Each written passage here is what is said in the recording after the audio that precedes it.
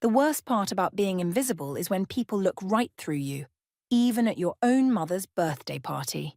Even when you're the one who spent 3 days preparing everything, from the hand-rolled spring rolls to the intricately decorated cake that nobody bothered to photograph. I'm Luna, and I've mastered the art of fading into the background at family gatherings.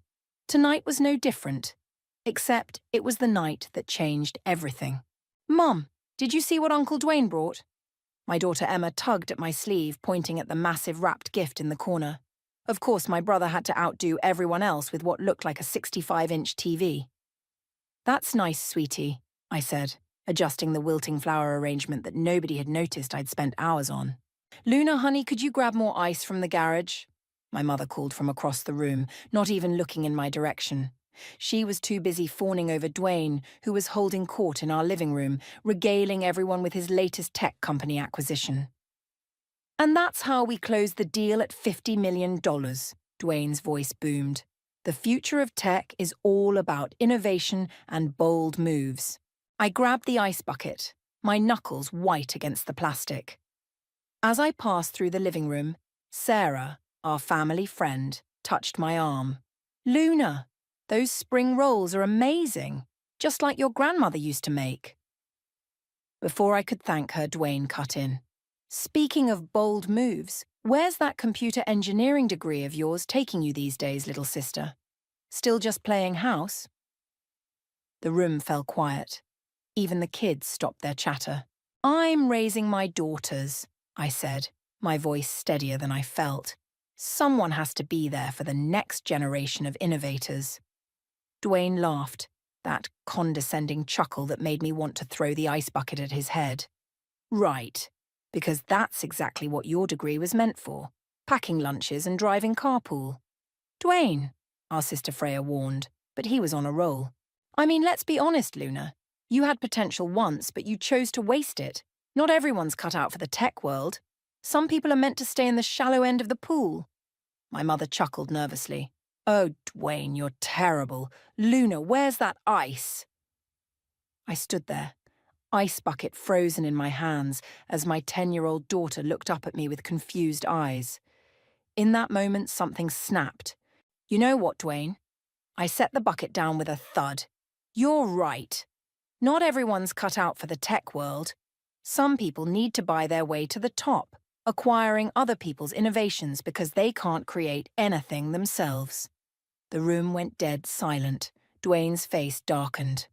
Luna, my mother gasped. Apologize to your brother right now. I looked around the room. At my mother's horrified expression, at Sarah's sympathetic glance, at Freya's subtle nod of approval, and finally at my daughter's wide eyes. I'm sorry, I said, picking up the ice bucket again. I'm sorry I let you all think I was nothing more than a glorified housewife for so long. That's about to change.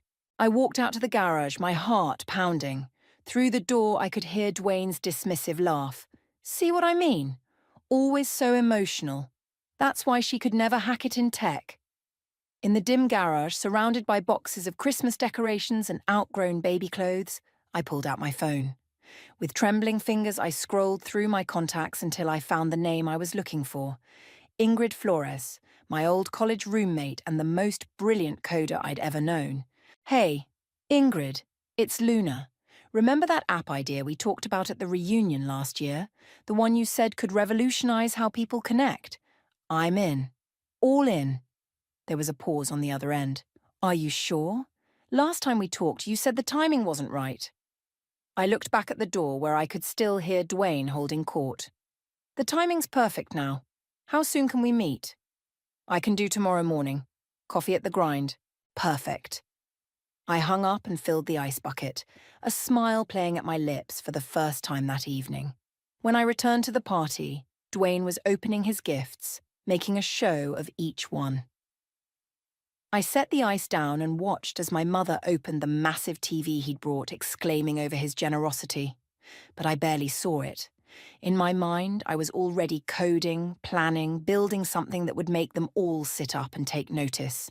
Something that would force my brother to eat his words. My daughter tugged at my sleeve again. Mum, are you okay? I looked down at her, seeing in her eyes the same spark of curiosity and determination I used to see in my own reflection. I'm better than okay, sweetie.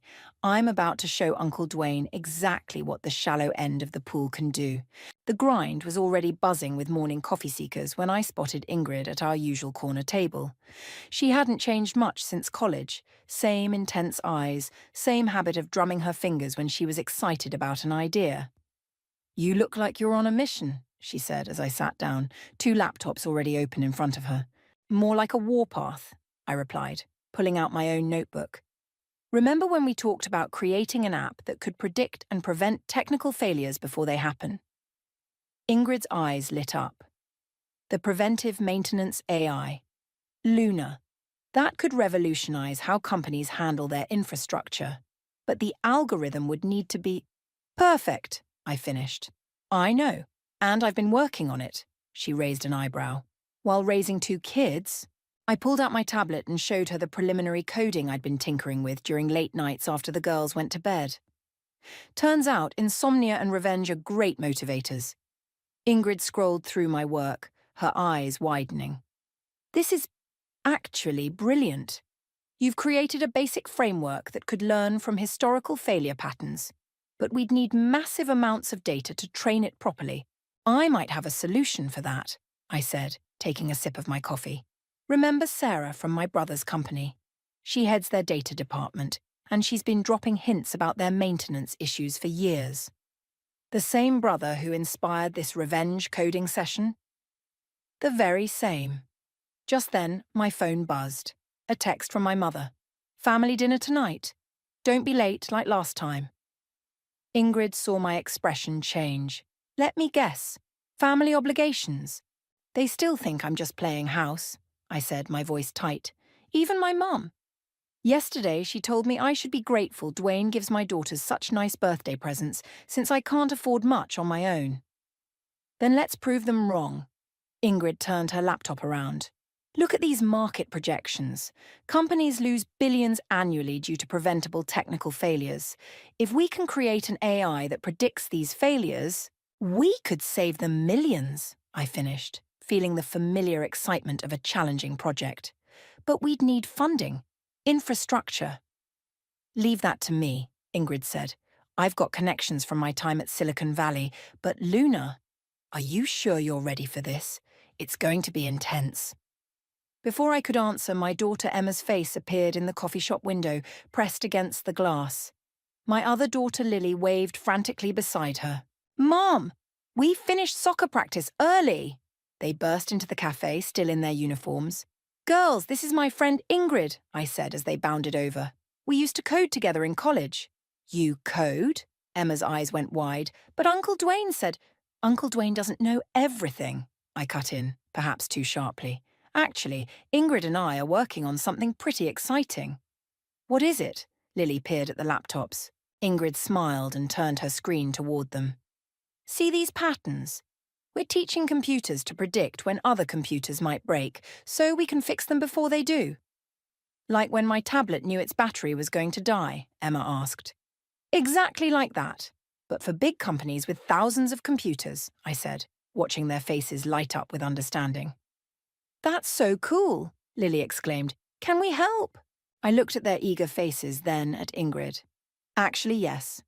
How would you girls like to be our first test users?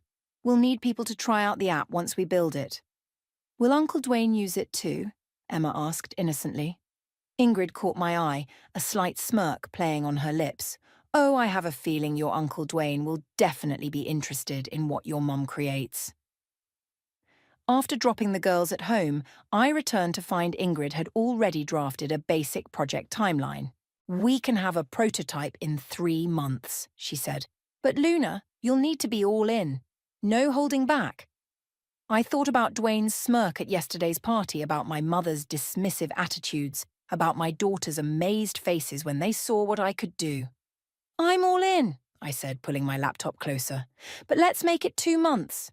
I want to be ready before Dwayne's big merger announcement." "Now that's the Luna I remember from our coding competitions," Ingrid grinned. "The one who always found a way to shave time off her algorithms." We worked until the sun started setting. the coffee shop emptying around us. My phone buzzed again. Another reminder about family dinner. Go, Ingrid said, waving me off. Keep up appearances, I'll start setting up our development environment. As I gathered my things, she caught my arm. Luna, just remember, the best revenge isn't just success, it's success they never saw coming. I smiled, thinking of my brother's condescending laugh. Oh, they won't see this coming. Not until it's too late to stop it. Walking to my car, I felt lighter than I had in years. The path ahead would be challenging, but for the first time since college, I felt truly alive. The code was flowing through my mind again, and this time, I wouldn't let anyone tell me to stay in the shallow end. Mom, your laptop is making weird noises again, Emma called from the kitchen table, where she was supposedly doing her homework. That's because it's running complex calculations, I explained, not looking up from my screen. The prototype was coming along faster than expected, but we still had bugs to fix. My phone buzzed. Freya, where are you? Mom's having a fit that you missed Sunday brunch. Again? I glanced at the clock. 2:30 p.m. Damn. Girls, pack up your stuff. We need to visit Grandma. 20 minutes later, we pulled into my mother's driveway. Dwayne's Tesla was still there, of course. He never missed a family gathering. There's my favourite nieces. Dwayne's voice boomed as we entered. He was sprawled on the couch, watching golf. Your mum finally remembered we exist, huh? We were busy, Emma said proudly. Mum's teaching us about artificial intelligence. The room went quiet. My mother appeared from the kitchen, wiping her hands on her apron. Luna, really? Filling their heads with complicated nonsense when they should be focusing on school? It's not nonsense, Lily protested. Mom's building something amazing. Dwayne laughed. Is she now? What's amazing about it, kiddo? Before I could stop her, Lily launched into an explanation. It's an app that can predict when computers are going to break. Mom says it could save companies millions of... Lily, I cut in sharply. But the damage was done. Dwayne sat up, his amusement fading. Is that so? And where exactly are you getting the data to train this magical AI? That's none of your business, I said, steering the girls toward the kitchen. Mom, do you have any leftovers from brunch? But Dwayne wasn't letting it go. He followed us, his golf game forgotten. Actually, it is my business, especially if you're planning to use any proprietary information. Not everything revolves around your company, Dwayne. Freya appeared in the doorway, sensing the tension. Hey, girls, want to help me check on the garden? After they left, Dwayne lowered his voice. Listen, Luna, playing around with code might be a fun hobby, but don't go getting serious ideas. The tech world isn't for amateurs. Funny, I said, meeting his eyes. That's exactly what your competitors said about you before you bought them out. His face darkened. Watch it, sister. You're out of your depth. My phone buzzed again. Ingrid. Major breakthrough. The prediction accuracy is at 94%. Call me ASAP. Luna, my mother interrupted. Speaking of depth, why don't you help Dwayne with his company's anniversary gala next month? You always had such a knack for planning parties. I gripped my phone tighter. Sorry, Mom, I'm a bit busy these days. Too busy for family? She shook her head. Ever since you started this computer thing, you're never around. What kind of example are you setting for your girls? A pretty good one, actually, Freya said, returning without the kids.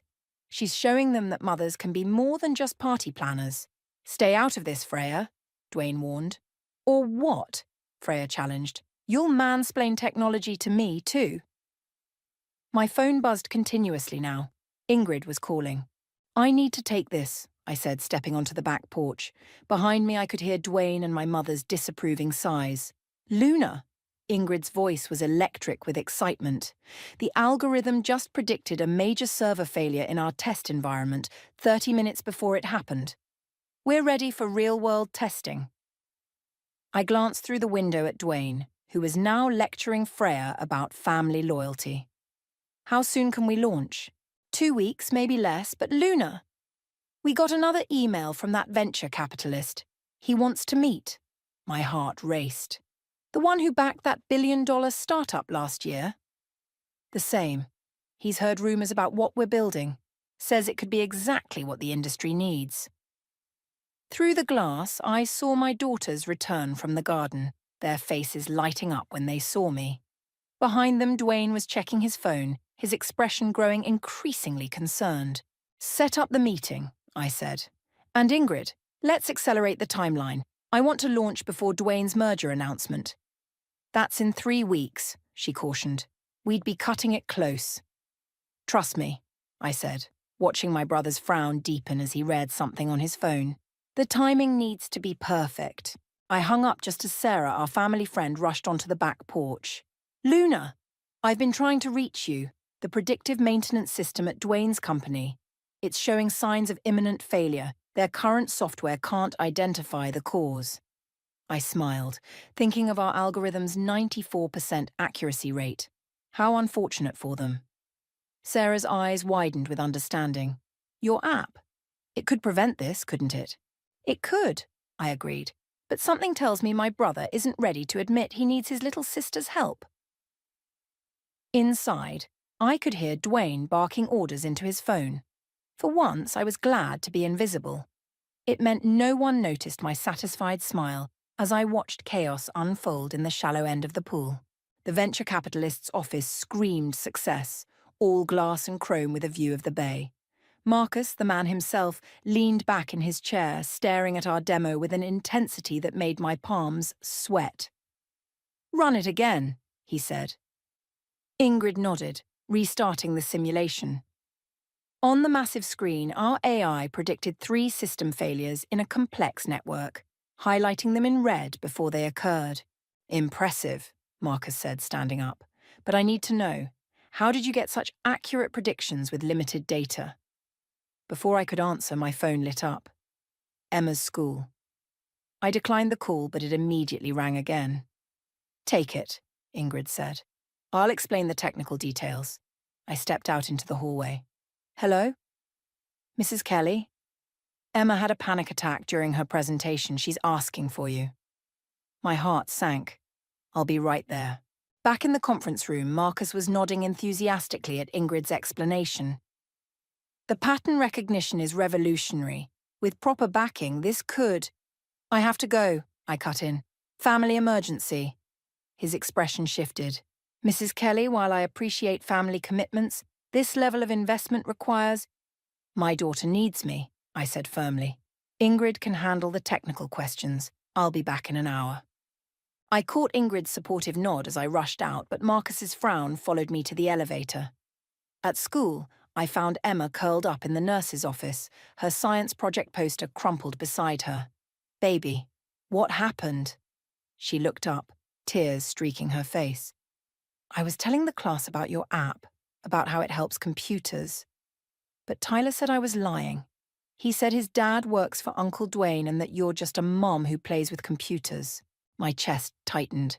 "Tyler's dad works for your uncle? He's Mr. Percy from the Christmas party," she sniffled. "He said you're trying to hurt Uncle Dwayne's company." Percy. Of course. Dwayne's right-hand man would be feeding his kid propaganda. "Emma, look at me," I said, wiping her tears. "What we're building isn't about hurting anyone. It's about proving that everyone deserves a chance to create something important. Even mums who play with computers." My phone buzzed. "Ingrid, Marcus is interested. Very interested. Where are you?" Then another text from Freya. "Emergency family dinner tonight. Dwayne's making some big announcement. Mom says attendance non-negotiable." "Can we go home?" Emma asked. "I don't want to see Tyler again today." I looked at my daughter's tear-stained face, then at the messages on my phone. "How about we make a deal?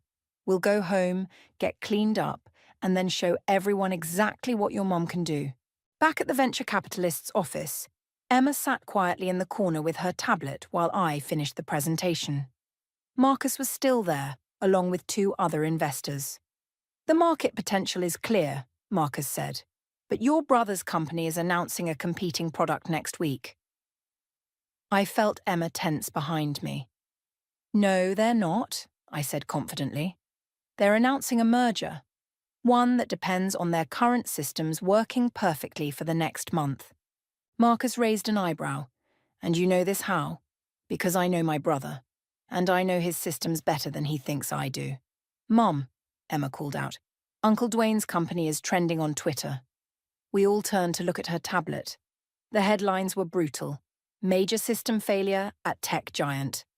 Customers report widespread outages. My phone exploded with notifications. Freya, you need to get to Mom's now. Dwayne is losing it. If you'll excuse me, I said to Marcus. I believe my family needs me. He stood up, extending his hand. We'll have the paperwork ready tomorrow. 5 million in initial funding. Emma's eyes went wide. Mom, that's just the beginning, I finished, shaking Marcus's hand. The drive to my mother's house was tense. Emma kept refreshing Twitter, reading out updates about Dwayne's company's meltdown. We walked into chaos. Dwayne was pacing the living room, shouting into his phone. Percy was there too, looking pale. This is sabotage, Dwayne was saying. Find out who's responsible. My mother rushed to hug Emma. Luna, where have you been? Your brother needs family support right now. Actually, I said, loud enough to cut through the noise, what he needs is a better predictive maintenance system. The room fell silent. Percy's eyes narrowed. Like the one you've been developing? Exactly like that, I replied, pulling out my tablet. The same one that predicted this failure 3 days ago. Dwayne's face went from red to purple. You knew? You knew this would happen and you didn't say anything? Like you said, brother, some people need to stay in the shallow end of the pool. I met his gaze. But sometimes, the shallow end is where you find the cracks in the foundation. Emma stepped forward, her voice small but clear. Mom's app could fix everything, Uncle Dwayne, if you'd just listen to her.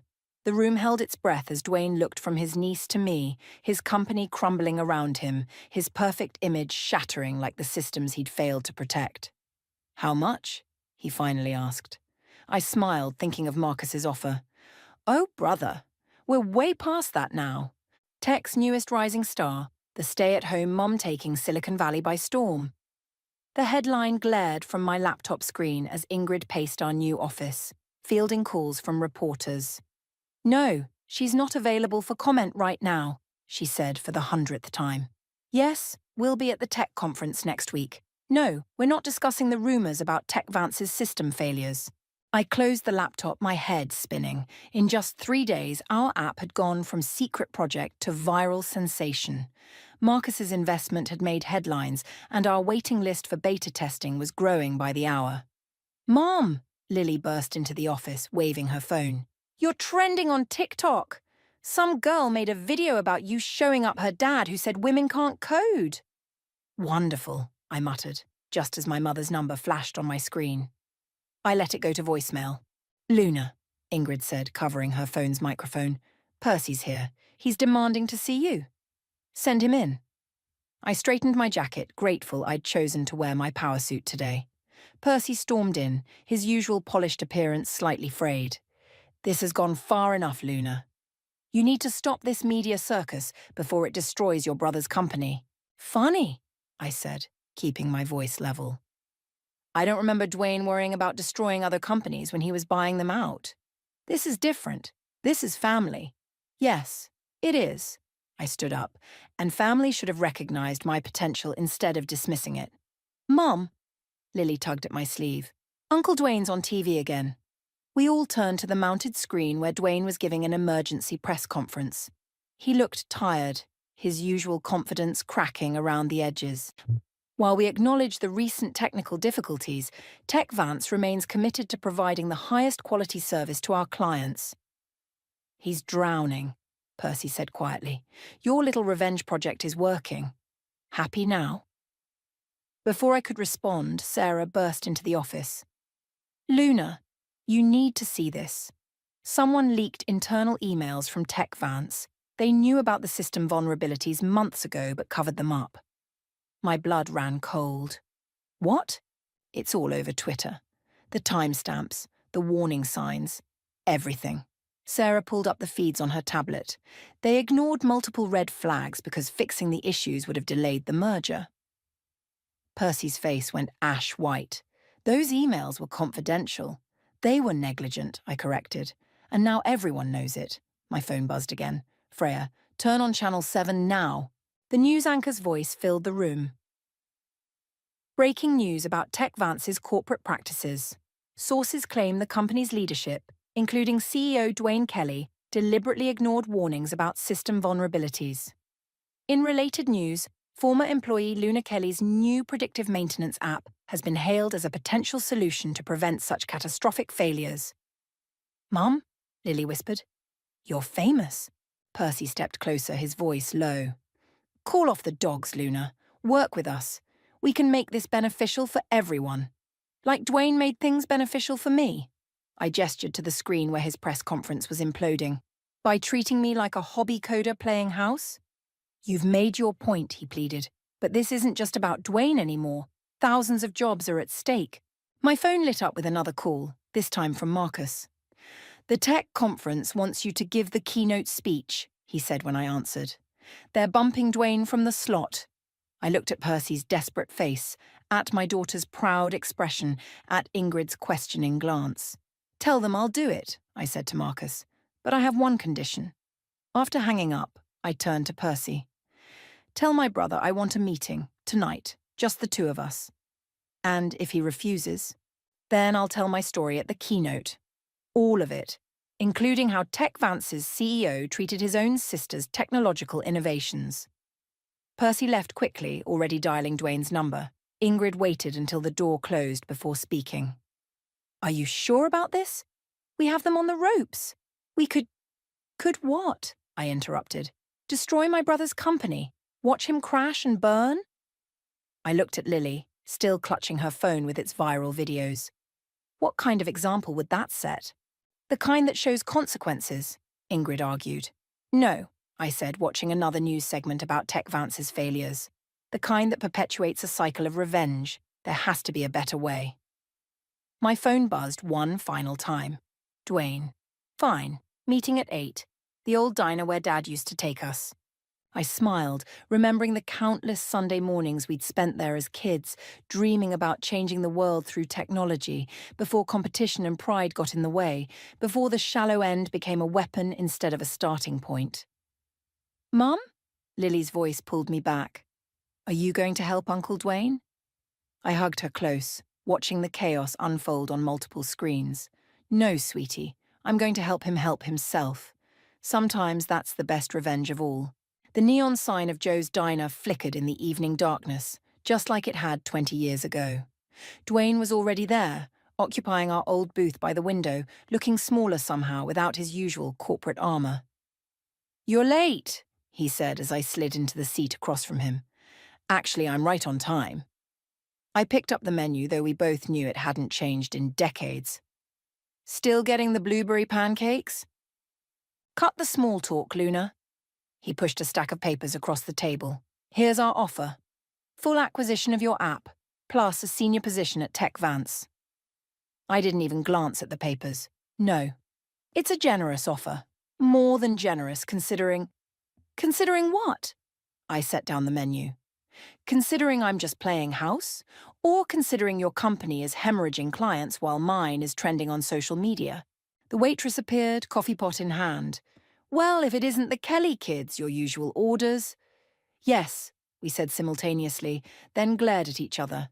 After she left, Dwayne leaned forward. "What do you want, Luna? Revenge? Public humiliation? Because you're getting both." "I want what I've always wanted: recognition, respect, a seat at the table that isn't in the kids' section." "You walked away from the table," he snapped. "You chose to be a mother instead of..." "Instead of what? A real professional?" "Newsflash, Dwayne. I never stopped being an engineer. I just added mom to my skill set."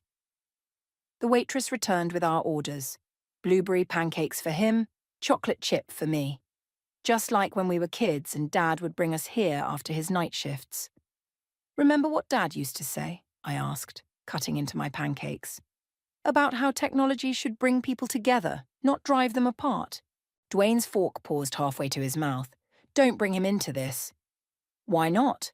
He's the reason we both went into tech. The difference is, I stayed true to his vision while you got lost in corporate politics." "I built an empire." "You built a house of cards," I corrected. "And now it's falling because you forgot the most basic principle of engineering. Always check your foundation." His phone buzzed. More bad news, judging by his expression. The merger's falling apart, he admitted. Our stock is in free fall. I know. I pulled out my tablet and pulled up our app's interface. But it doesn't have to be. What do you mean? I turned the screen toward him. This is a live simulation of your network. See these red spots? Their potential failure points are AI identified. And these green paths? They're solution roadmaps. Dwayne studied the screen, his engineer's mind engaging despite himself. The prediction accuracy is remarkable. It should be. I used all those late-night coding sessions with Dad as inspiration. Remember how he taught us to think of networks as living organisms? With interconnected systems that need to work in harmony, he finished, a ghost of a smile crossing his face. He would have loved this. He would have loved seeing us work together on it. Dwayne looked up sharply. Together? I nodded. I don't want to destroy TechVance, Dwayne. I want to transform it, not as your employee, but as your partner. A partnership? He laughed, but it wasn't his usual condescending chuckle. The board would never approve. The board doesn't have a choice. Your company needs my technology, and my company needs your infrastructure. But more importantly, I reached across the table and tapped his phone, where another crisis notification was flashing. Your little sister needs to know her big brother still believes in her. The waitress appeared with fresh coffee. You two remind me so much of your father right now, she said, filling our cups. He always said his kids would change the world someday. After she left, Dwayne was quiet for a long moment. You really think we could work together? After everything? I think we have to try. For Dad. For my daughters.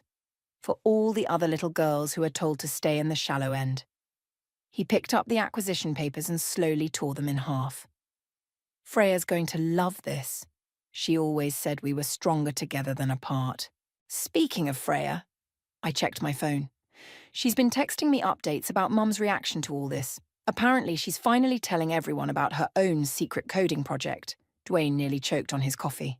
Mom codes? Where do you think we got it from? Dad may have inspired us, but Mom was the one debugging his programs late at night. For the first time in years, my brother's genuine laugh filled the diner.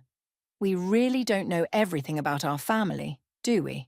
No, I smiled, pulling up a new contract on my tablet, one for a true partnership. But maybe it's time we learned.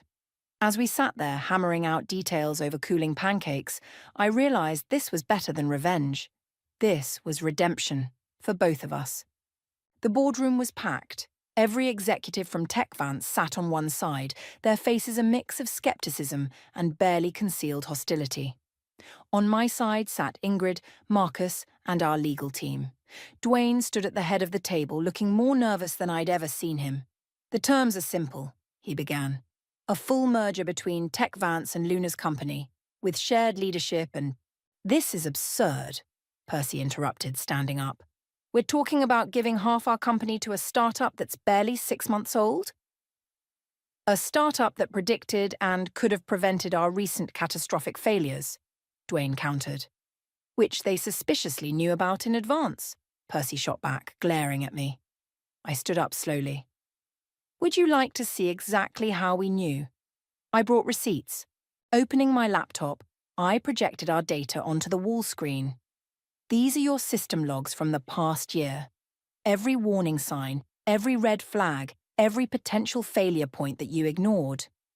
Our AI didn't just predict the failures, it mapped your entire history of negligence. The room erupted in murmurs. Percy's face turned red. Those logs are confidential. This is corporate espionage. Actually, Sarah spoke up from the back of the room, as head of data management, I authorized Luna's access months ago. It's all documented. Percy whirled on her. You betrayed us? No, Sarah said firmly. I protected us. Someone had to. Enough! Dwayne's voice cut through the chaos. The merger isn't up for debate. The only question is whether you're all smart enough to be part of it. Just then, the door burst open. My mother walked in, followed by Freya. Mom? Dwayne and I said simultaneously. What are you doing here? She straightened her jacket, not her usual floral dress, but a sharp business suit. I'm here to vote my shares. Or did you both forget that your father left me 30% of Tech Vance? The room went silent. Percy sank back into his chair. Mum, Dwayne started, you've never shown interest in company decisions before. Because you never asked, she said, taking a seat at the table. Too busy assuming I was just the little woman who packed your lunches and planned your parties. She turned to me, her eyes twinkling. Sound familiar, dear? I couldn't help but laugh. Like mother, like daughter? Exactly. She pulled out her own laptop. Now, about those system vulnerabilities, I've been running some diagnostics of my own. You what? Percy sputtered. Oh, yes, Freya grinned. Who do you think taught us to code in the first place? Dad may have been the face of the family's tech adventures, but Mom was the real genius behind the scenes. My mother projected her own analysis, which perfectly matched our AI's predictions. The merger isn't just a good idea, it's essential for survival. Luna's innovation combined with Tech Vance's infrastructure could revolutionize the industry. And if we refuse? Percy challenged. Then I'll vote my shares in favor of new management, she said simply. Starting with you, Percy. The room erupted again, but this time with different energy. Board members who had been glaring at me were now nodding thoughtfully, looking between their screens and my mother's presentation. I move to vote, Sarah called out. Seconded, came another voice. As the votes were tallied, I felt Ingrid squeeze my hand under the table. We did it, she whispered. The final count was overwhelming. 89% in favor of the merger. Percy stormed out, slamming the door behind him. Well, Dwayne said, looking slightly shell-shocked, I guess we're really doing this.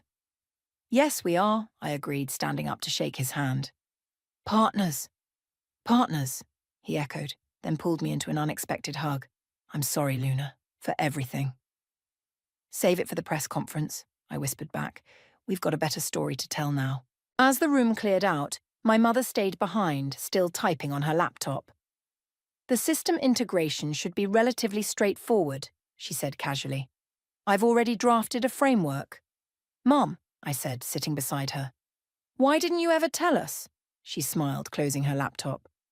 Sometimes the best way to support others is to let them find their own path. I knew you'd figure it out eventually, both of you. But all those years watching Dwayne and me fight taught you both valuable lessons. Him about humility, you about persistence. She stood up, straightening her suit. Now, who's hungry? I hear Joe's Diner has excellent pancakes. Dwayne laughed from the doorway. Some things never change. No, my mother said, looking between us with pride. But some things change for the better. As we left the boardroom, now a family again but stronger and wiser, I checked my phone. Emma had texted, Did you win, Mom? I smiled, typing back. We all did, baby. We all did. The revenge I'd sought had transformed into something far more powerful. Understanding.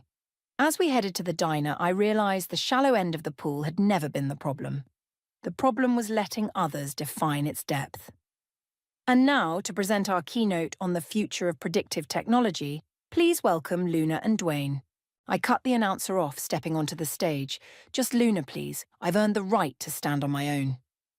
The conference hall erupted in applause. In the front row, Emma and Lily beamed, while my mother wiped away tears. Dwayne sat next to them, giving me a subtle thumbs up. Everyone loves a story about revenge, I began, pacing the stage, the underdog rising up, the mighty falling. But today I want to talk about something more powerful than revenge, recognition. The screen behind me lit up with our app's interface, now integrated seamlessly with Tech Vance's systems. This technology wasn't born from corporate competition or market analysis. It was born at my kitchen table, between helping with homework and making dinner. I clicked to the next slide, showing a photo of my daughters testing the beta version. Innovation doesn't care where you work. It doesn't care if you're in a corner office or a home office. It only cares if you're brave enough to challenge the status quo. Movement at the back of the hall caught my eye. Percy slipped in, looking uncomfortable but determined. He'd called earlier, asking to rejoin the company in a reduced role. His humility had surprised me. When we launched our merger last week, people called it a corporate fairy tale. David and Goliath joining forces. I smiled at Dwayne. But they missed the point. This isn't about little versus big or home versus office. It's about recognizing that innovation can come from anywhere. The next slide showed my mother's original coding projects from the 1980s. Sometimes the most powerful code runs silently in the background, unrecognized, but essential. Like the women who taught themselves programming while their children slept, or the mothers who debug systems between soccer practices. In the audience, Sarah nodded, thinking of all the times she'd protected the company from itself. Beside her, Freya gave me a proud smile. Our merged company isn't just combining technologies, I continued. We're combining perspectives, the view from the corner office and the view from the kitchen table, because sometimes you need both to see the complete picture. I clicked to my final slide, a simple photo of our family at Joe's Diner, taken just yesterday. The shallow end of the pool isn't a limitation. It's a foundation, and I'm grateful to everyone who tried to keep me there, because it taught me how to build something deeper. The applause was deafening, but I wasn't finished. Which brings me to our latest announcement. Tech Vance Luna is launching a scholarship program for parent programmers, because no one should have to choose between raising a family and raising the bar in tech. Emma jumped up, cheering. Lily whistled with her fingers, a trick Ingrid had taught her. Even Percy was clapping. After the presentation, we gathered in the green room. Dwayne approached with 2 coffee cups, blueberry pancake flavoured, our dad's favourite. Not bad for a hobby coder, he said, handing me a cup. Not bad for a corporate sellout, I replied, grinning. Our mother joined us, still in her business suit. Your father would be so proud, not of the success, though that's nice too, but of how you both finally learned to see each other clearly. Speaking of seeing clearly, Ingrid called from the doorway, the new system just predicted another potential failure in the Asian markets, but this time we caught it early. On it, Dwayne and I said simultaneously, then laughed. I'll handle it, he said. You've got 2 very excited daughters waiting to celebrate with their tech superhero mom. They're waiting for both of us, I corrected. Their uncle the CEO and their mom the innovator. The whole family's going to Joe's Diner. The whole family, my mother repeated softly, taking both our hands. Finally. As we walked out together, reporters clamoured for attention. Luna, how does it feel to go from stay-at-home mum to tech pioneer? I stopped, looking at my daughters' proud faces. I didn't go from one to the other. I've always been both. The world just wasn't ready to see it until now. Emma tugged at my sleeve. Mom, Tyler from school wants to know if he can join your coding camp this summer, the one for kids whose parents work in tech. Of course he can, I said, catching Percy's grateful look from across the room. Everyone's welcome in the shallow end. That's where all the best ideas start. Later at the diner, surrounded by family, friends, and endless plates of pancakes, I watched Dwayne teaching Lily about system architecture while my mother debugged code with Ingrid. Emma sat between them, soaking it all in, her future unlimited by anyone's expectations. More coffee, boss? The waitress asked with a wink. Just Luna, I corrected her, smiling. I'm not anyone's boss. I'm just a mum who codes. And that, Freya said, raising her coffee cup, is exactly what makes you a boss. We clinked our cups together, celebrating not the revenge I'd sought, but the recognition I'd found, not just from others, but from myself. Sometimes the sweetest victory isn't in proving others wrong, but in proving yourself right.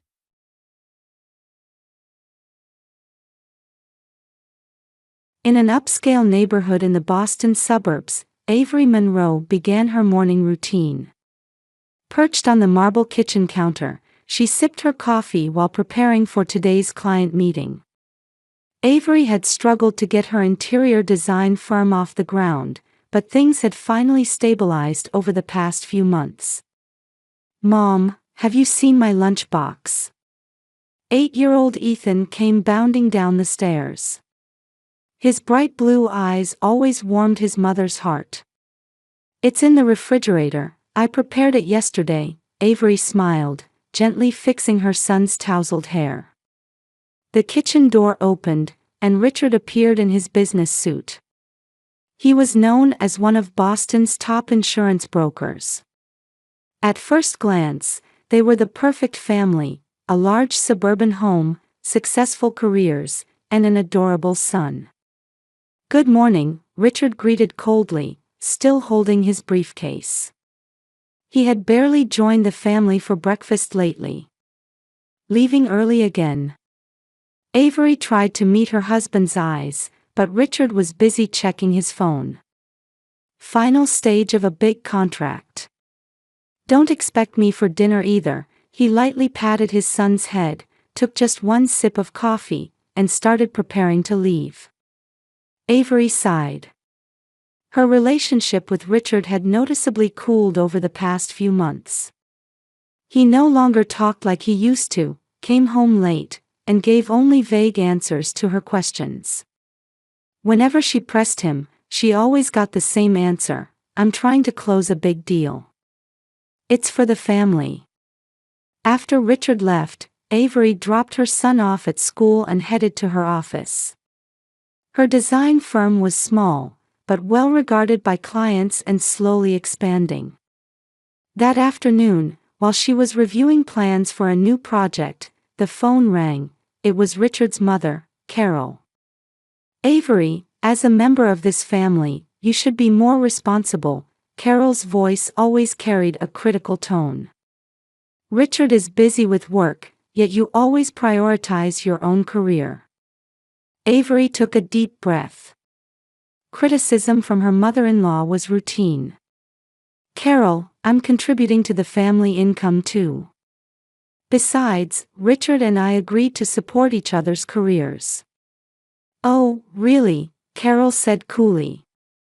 "Well, about the cruise next month. It's to celebrate Walter and my 40th wedding anniversary. The whole family will attend." Avery was puzzled. "Cruise? Richard hasn't mentioned anything. He probably forgot to tell you because he's been so busy. We'll be touring the Caribbean for 10 days. Since Walter recovered from his heart attack last year, we want to make it a special celebration. You and Ethan are coming, right?" Avery thought about the project deadlines approaching. "Actually, I have a major project during that time." "My goodness. You're putting work before family. Think how disappointed Walter will be." Carol's voice was full of reproach. That evening, when Richard came home, Avery brought up the cruise. "Why didn't you tell me? I need to adjust my project schedule." Richard replied with unusual firmness, "This is for my father. He's just recovered from a heart attack last year. We should attend as a family." Avery was surprised by her husband's attitude. Richard had been indifferent about her work lately. She wondered why he was suddenly insistent about this cruise. In the weeks before the cruise departure, Richard's behavior grew increasingly strange. He made more hushed phone calls, abruptly ending conversations when Avery entered the room. Once, when she tried to enter his study, Richard hastily hid some documents in a drawer. "Is something wrong?" Avery would ask, but Richard's answer remained the same. "Just business. Nothing to worry about." But instinctively, she felt something was off. Richard's overtime increased, sometimes coming home in the middle of the night. Once, waking up late, she found Richard still awake, staring at his computer screen. When she called out to him, he quickly closed the laptop. The day before departure, after tucking her son into bed, Avery prepared for the trip with lingering anxiety. She hoped this cruise might offer a chance to repair her relationship with her husband. Boarding the cruise ship, Avery immediately sensed tension. Carol was paying unusual attention to her and her son. "Avery, your room with Ethan is near ours. Let me know your schedule. I want to do some special activities with Ethan." In Carol's eyes, Avery saw not affection but something calculated. Feeling uneasy, she smiled at her mother-in-law. "Thank you, Carol. But Ethan and I plan to spend time together." Carol told Avery with an eerie smile, "This cruise is going to be special." Avery sensed something was being planned among the family but couldn't yet grasp the full picture. On the evening of the third day of the cruise, Avery was with her son on deck, watching the sea. The beautiful Caribbean sunset colored the horizon, while Ethan excitedly talked about dolphins. This peaceful moment changed with Richard's arrival. "Here you are." Richard's voice was unusually cheerful, almost affectionate. "I've been looking for you." Avery was confused by her husband's sudden change in attitude. "Is something wrong?" Richard smiled and said, "Tonight is special. I've booked a private dining experience in our cabin suite, with the chef's special dinner." Ethan let out a cheer. "Yay! Special dinner with Dad. My parents are attending another event, so it'll be just the three of us," Richard continued. His expression showed a gentleness Avery hadn't seen in a long time. Though skeptical of this sudden change, Avery was moved by the opportunity for family time. "That's lovely.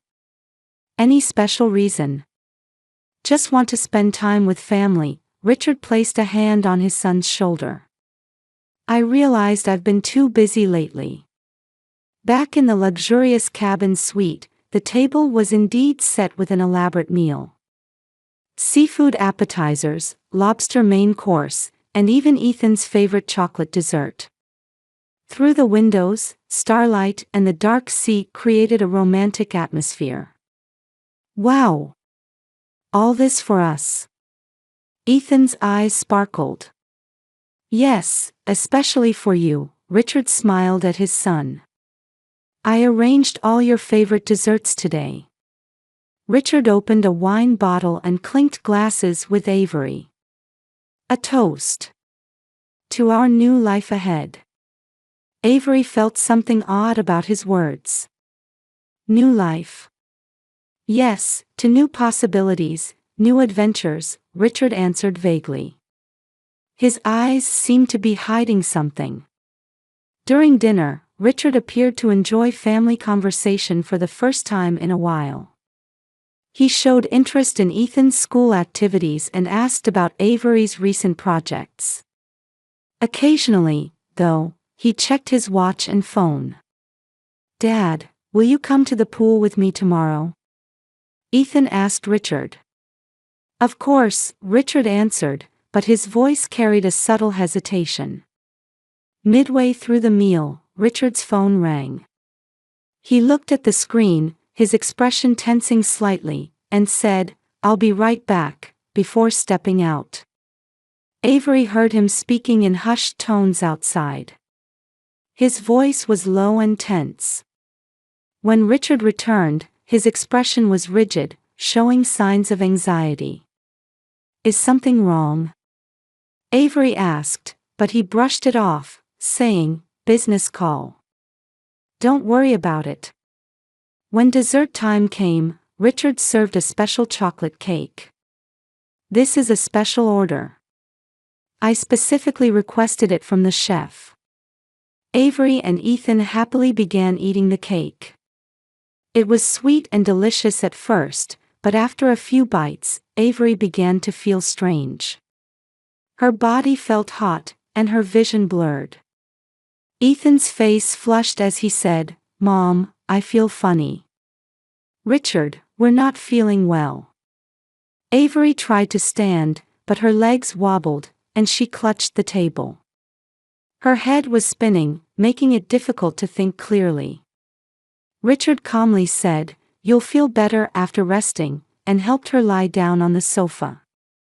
Ethan was similarly placed on another sofa. Avery felt terrified as she sensed her consciousness fading. She tried to see Richard's expression, but his face appeared blurry. As her consciousness became intermittent, Avery heard Richard on the phone again. His voice was cold and calculated. It's going as planned. It's working. They can't move. By morning, they'll both be at the bottom of the sea. Now it's your turn. Terror coursed through Avery's body. The moment she realized her husband was trying to kill her and her son had arrived. She desperately tried to stay conscious. She had to protect Ethan. After hanging up, Richard surveyed the room, checking on Avery and Ethan. Perfect. I'll be back in about 30 minutes, he muttered before leaving the room. Avery summoned all her strength to maintain consciousness. Her son's safety was the priority. After confirming Richard had left, she used her trembling limbs to crawl to her son's sofa. She called her son's name, and fortunately, Ethan hadn't completely lost consciousness either. "Mom, my head's spinning. I feel sick." Ethan's voice was weak. Avery firmly grasped her son's hand and whispered in his ear, "Stay still, don't open your eyes yet, even when Dad comes back, pretend to be asleep." Ethan nodded fearfully, his small hand squeezing Avery's back tightly. Avery quickly took out her phone to call for help, but communication was poor on the ship, and there was no signal. Trembling with fear and the drug's effects, she crawled to the door and locked it. She found a ship map and located the security office. The nearest one was 3 floors down. "Ethan, listen, we're in danger. Dad is..." She chose her words carefully. "Dad is trying to hurt us. We need to get help." Fear filled Ethan's eyes. But why would Dad do that? "There's no time to explain now. Just trust Mom," Avery hugged her son. Avery gripped the doorknob and slowly opened it with trembling hands. The hallway was quiet. After looking around, she reached out to Ethan. "Ethan, hold my hand tightly. We need to walk quietly." She struggled to stand and helped her son up. Both unsteady on their feet, they leaned against the wall as they entered the hallway. Avery wrapped a piece of the poisoned chocolate cake in a napkin and put it in her pocket. It would serve as evidence. "Mom, I'm scared," Ethan said in a small voice. His face was pale, with sweat on his forehead. "It's all right, I'll protect you," Avery tried desperately to appear calm. "We're going to the security office. It's 3 floors down." As confirmed on the ship map, the nearest elevator was at the end of the corridor. The two stumbled forward, occasionally stopping to catch their breath. The drug's effects seemed to be gradually wearing off, but their bodies were still numb, and they had headaches. "Shoo!" Avery suddenly stopped and pulled her son against the wall. She had heard Carol's voice around the corner. She was just coming out of another guest room. Avery held her breath, looking for an escape. Finding a nearby laundry room door, she quickly pushed Ethan inside. Leaving the door slightly ajar, Avery watched Carol approach. Carol was talking on her phone. There's no sound from their room anymore. The drug must be working. Avery's heart raced. Carol was also involved in the plan. The mother-in-law stopped in front of their room and knocked. When there was no response, she took out a key card. "Richard, I'm coming in. I'll check on them." Avery froze in fear, imagining Carol's reaction when she discovered they were gone. She gripped her son's hand and whispered in his ear. "We're going to run now."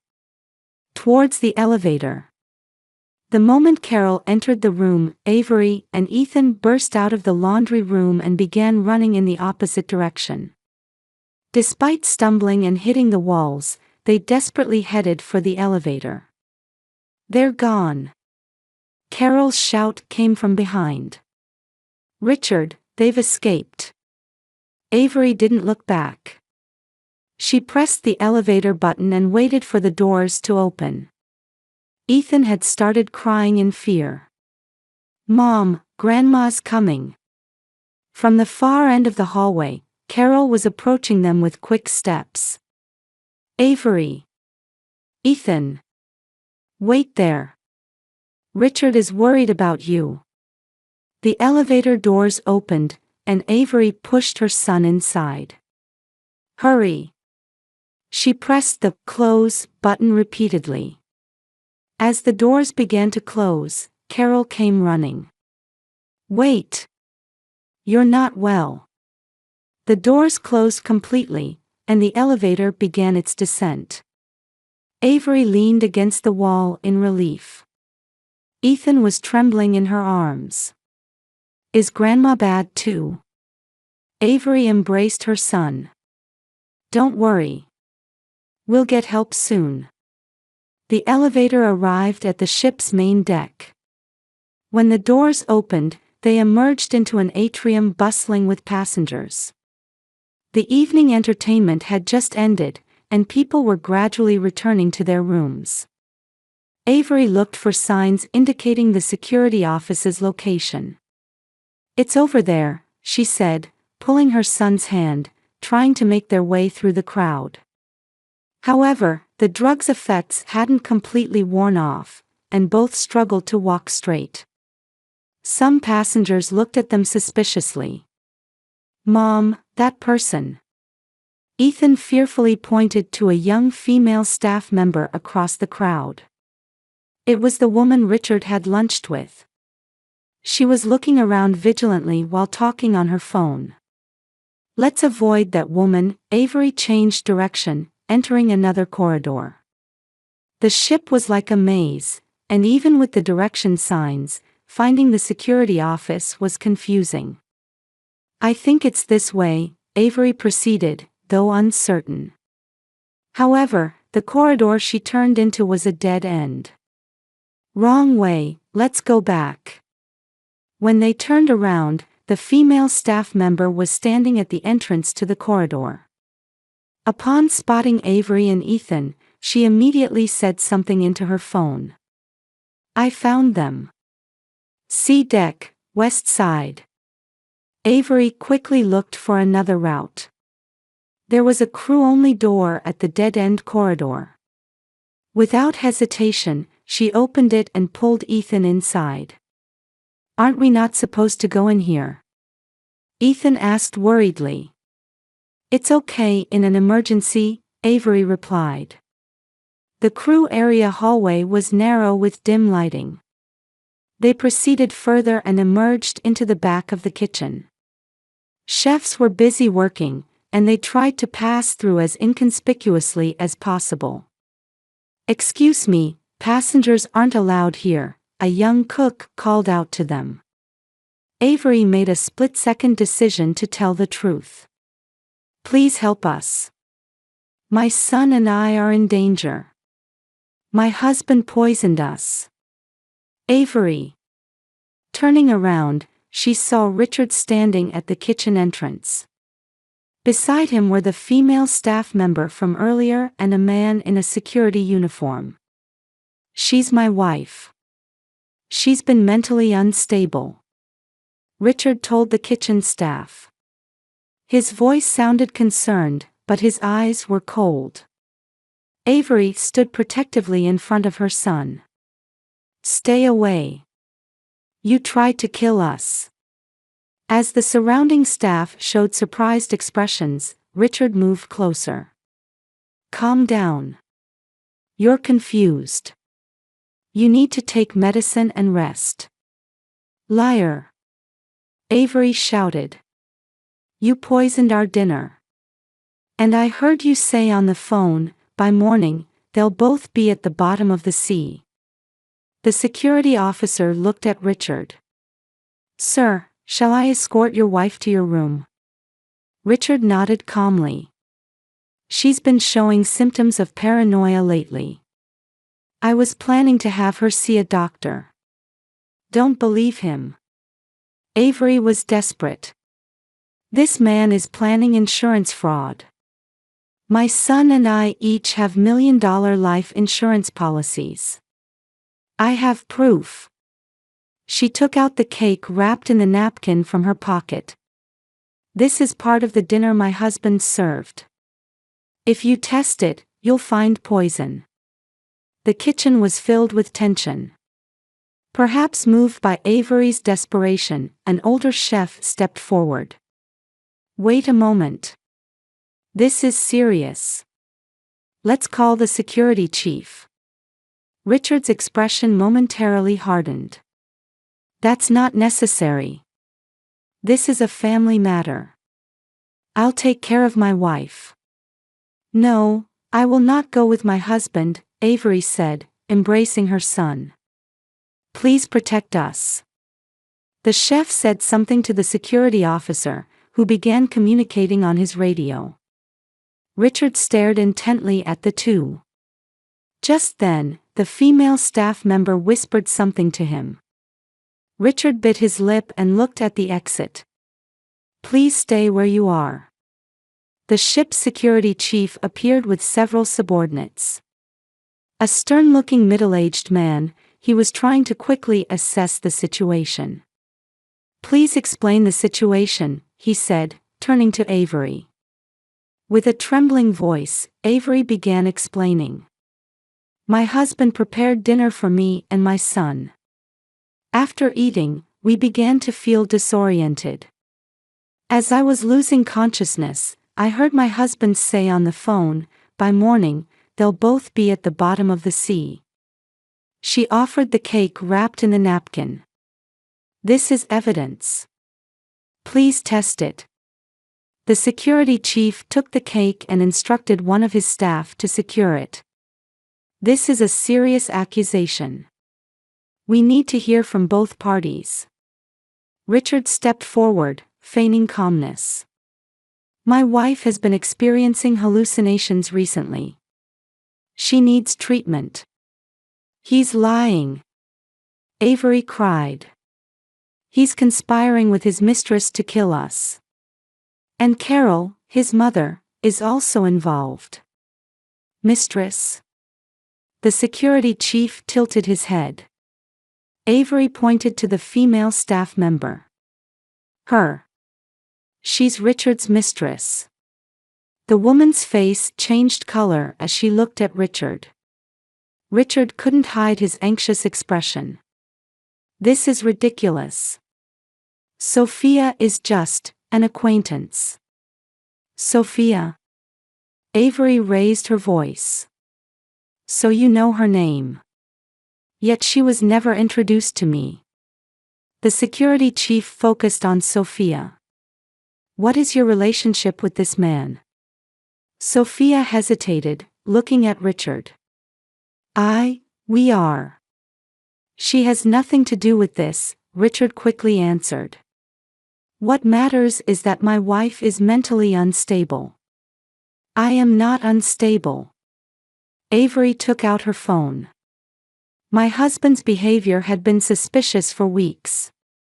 Look at what I found in his study. She showed the phone screen. There was a photo of life insurance policies. Avery and Ethan were named, each with $1 million death benefit. This is family insurance. Nothing suspicious about it, Richard said, but his voice was shaking. And these debt collection notices. Avery showed another photo. You have over $500,000 in debt. The blood drained from Richard's face. He looked toward Sophia, but she took a step back. Richard, you never told me about money problems. The security chief was beginning to understand the situation. Mr. Monroe, I'd like you to explain these accusations. Richard momentarily tried to escape but was surrounded by security staff. He dropped his shoulders in resignation. I had debts. Failed investments. So you tried to kill us. For the insurance money. Avery's voice trembled with anger and sadness. Richard didn't answer, but his silence spoke volumes. Just then, the elevator doors opened, and Carol appeared. She froze momentarily upon seeing Richard surrounded by security. "What's happening?" "Carol, you're an accomplice too," Avery said. "You were helping your son kill us."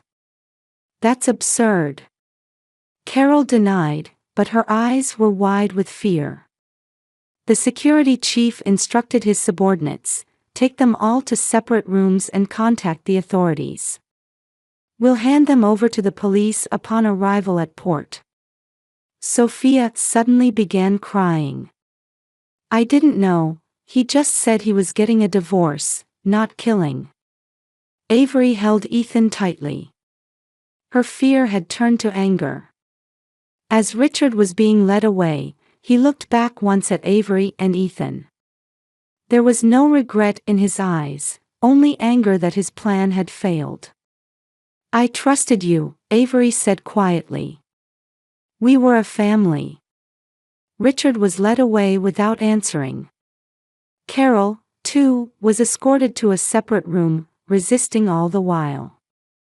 The security chief approached Avery and Ethan. "Ma'am, let's have you both examined in the medical bay. And we'll prepare a safe room for you." Avery nodded. She looked at her son's face and smiled slightly. "It's okay, Ethan. We're safe now." Ethan clung to his mother. "Mom, can we go home?" "Yes, of course," Avery stroked her son's hair. "We're going to start a new life." On their way to the medical bay, Avery gazed at the dark sea visible through the window. A few hours ago, that sea was supposed to be her and her son's grave. But now, it felt like a boundary between past and future. The cruise ship, Atlantic Star, changed its schedule and made an emergency return to the port of Miami, Florida. Police vehicles and news crews were waiting at the port. After being examined by doctors, Avery and Ethan were protected by police. Their image disembarking from the ship was broadcast nationwide on the early morning news. Richard, Sophia, and Carol were each placed in separate police vehicles and taken away. Richard maintained an expressionless face until the end, but Carol desperately tried to hide her face from reporters. Sophia was in tears, talking to a police officer. She intends to become a cooperating witness, prosecutor Jennifer Robinson explained to Avery. She was a dignified woman in her 40s who greeted Avery in the hospital waiting room. According to Sophia, she didn't know about the plan to kill you and Ethan.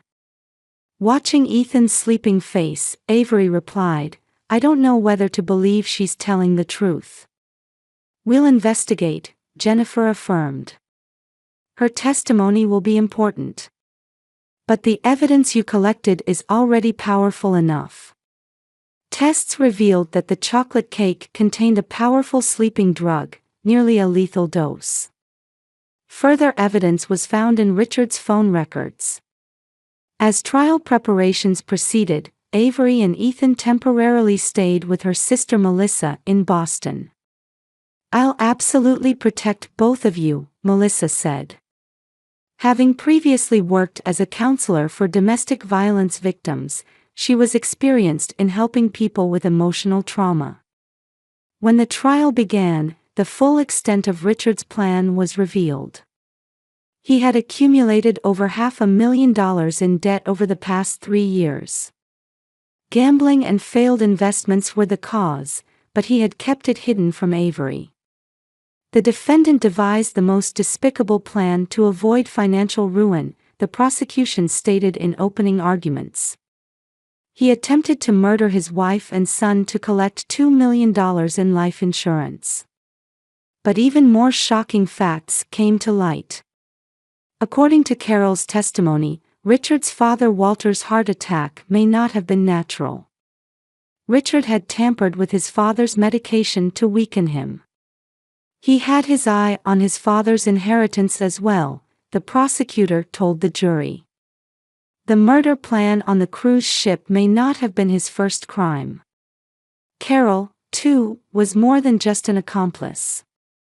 She had helped her son's plan to protect the family fortune. According to her statement, she had always thought that Avery was not worthy of the family bloodline. "I wanted to keep my grandson," Carol said on the witness stand with a trembling voice. "Ethan carries our blood, but Avery." She choked on her words.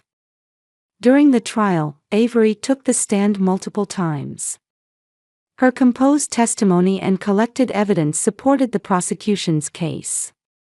Fortunately, Ethan didn't need to testify, but a drawing he made, depicting an angry-faced father and a crying mother, was submitted as evidence.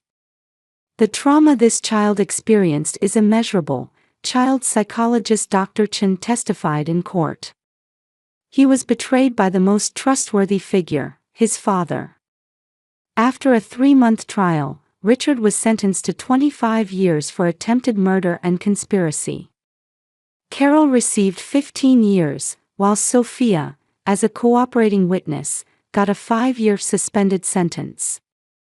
Justice prevailed, prosecutor Jennifer told Avery after the trial. "Your courage and quick thinking prevented irreparable harm."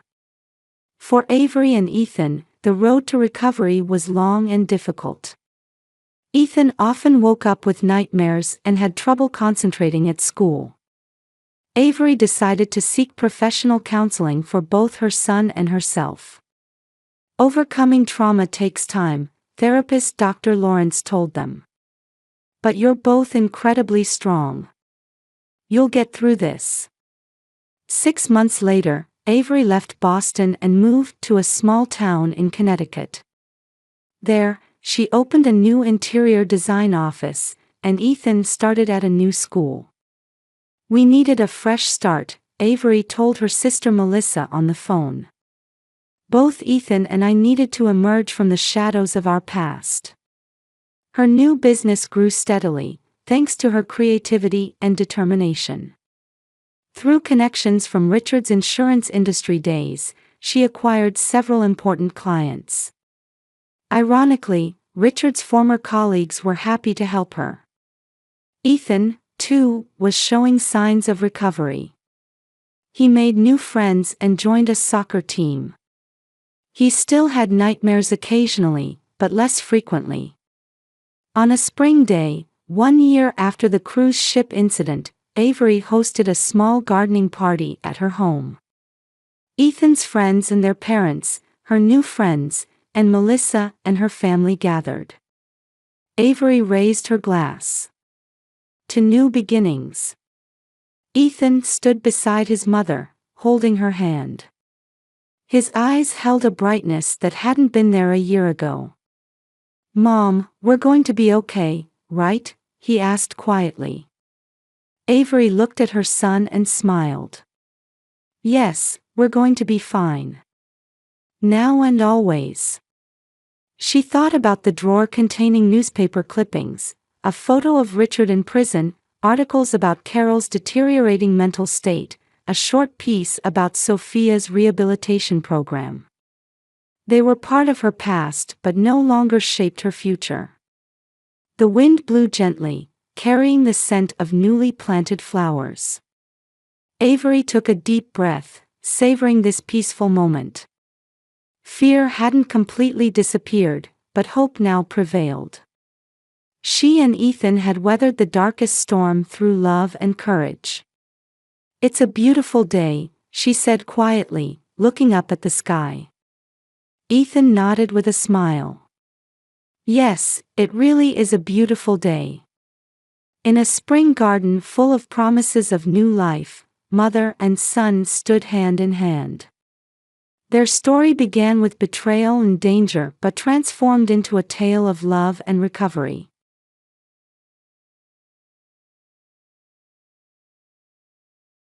The morning in Tampa, Florida was a bit more humid than usual. Elizabeth Clark squinted at the morning sunlight streaming through her bedroom window as she checked the alarm clock on her nightstand. 6:30 a.m. She took a deep breath and slowly closed her eyes again. Just 5 more minutes. But her wish would not be granted.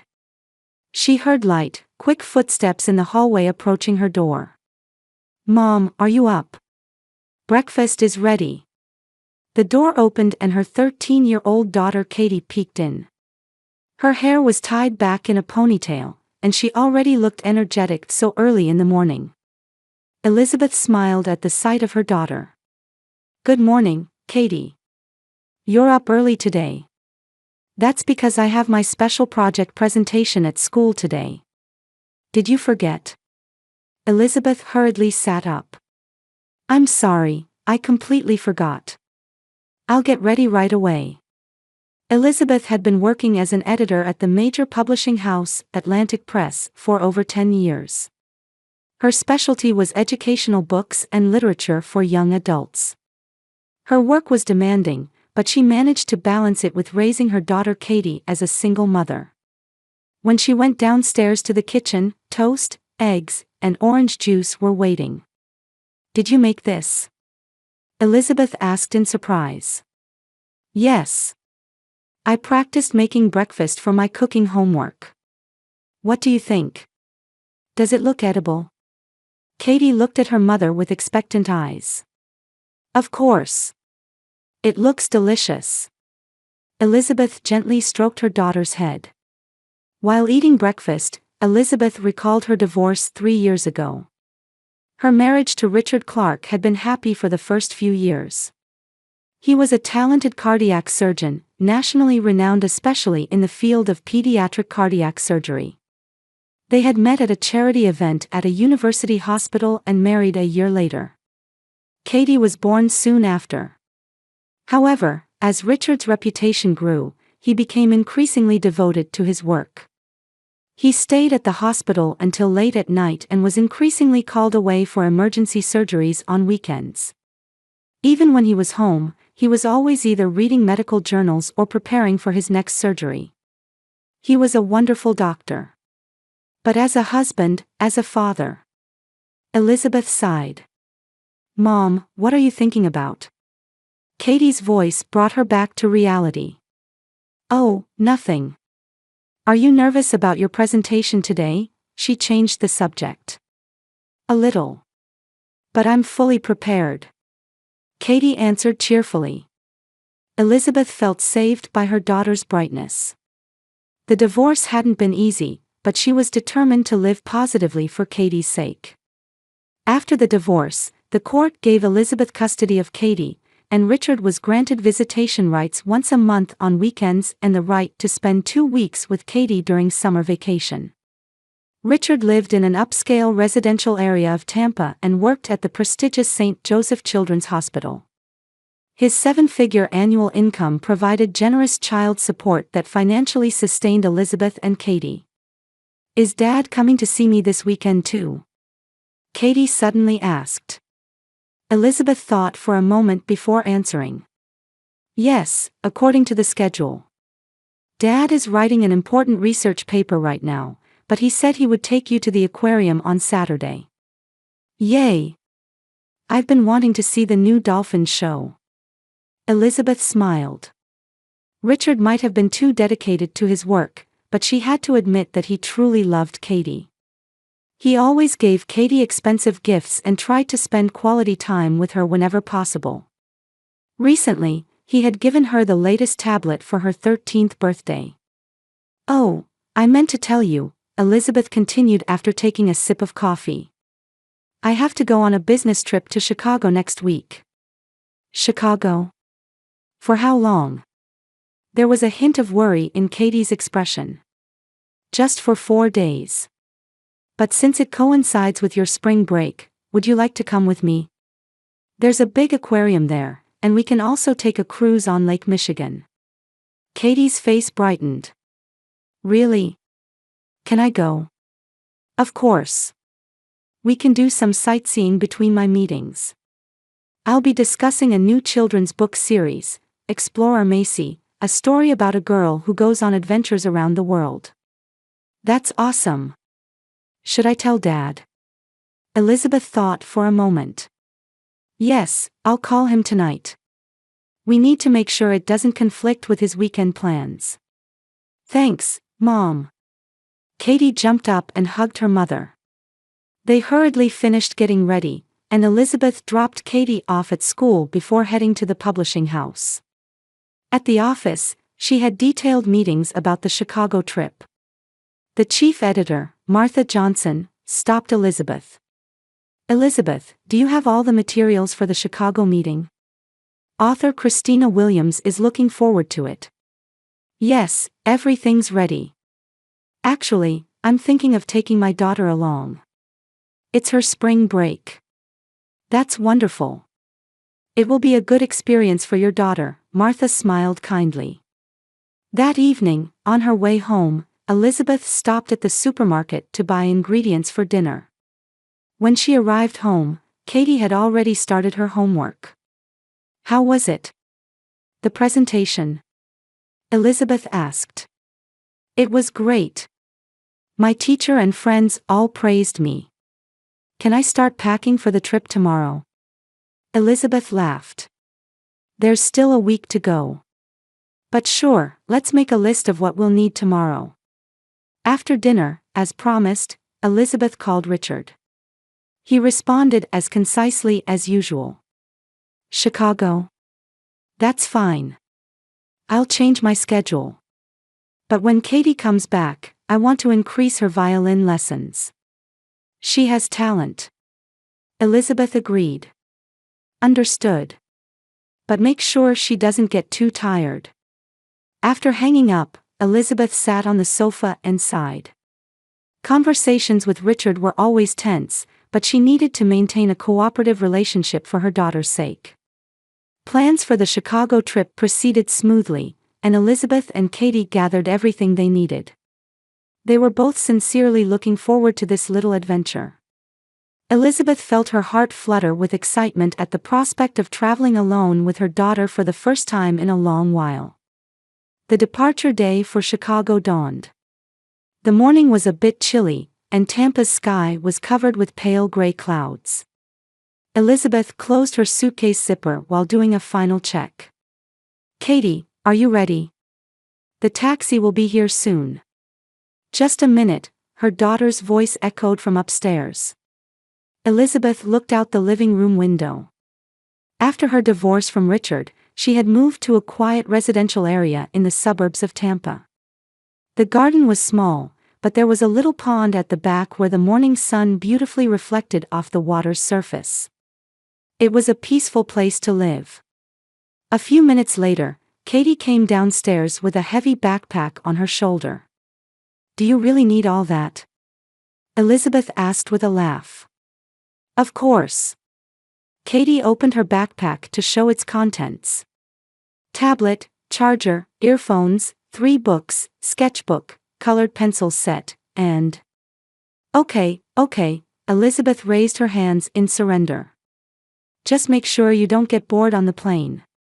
The taxi arrived, and they loaded their luggage into the trunk. On the way to Tampa International Airport, Katie talked enthusiastically about the places she wanted to see in Chicago. Elizabeth watched her daughter's excited face, hoping this trip would create good memories for both of them. Mom, is the Chicago Aquarium really bigger than the one in Tampa? Katie asked. Yes, Shedd Aquarium is one of the largest in America. It has over 32,000 species of marine life. Wow! So they have lizards and chameleons too.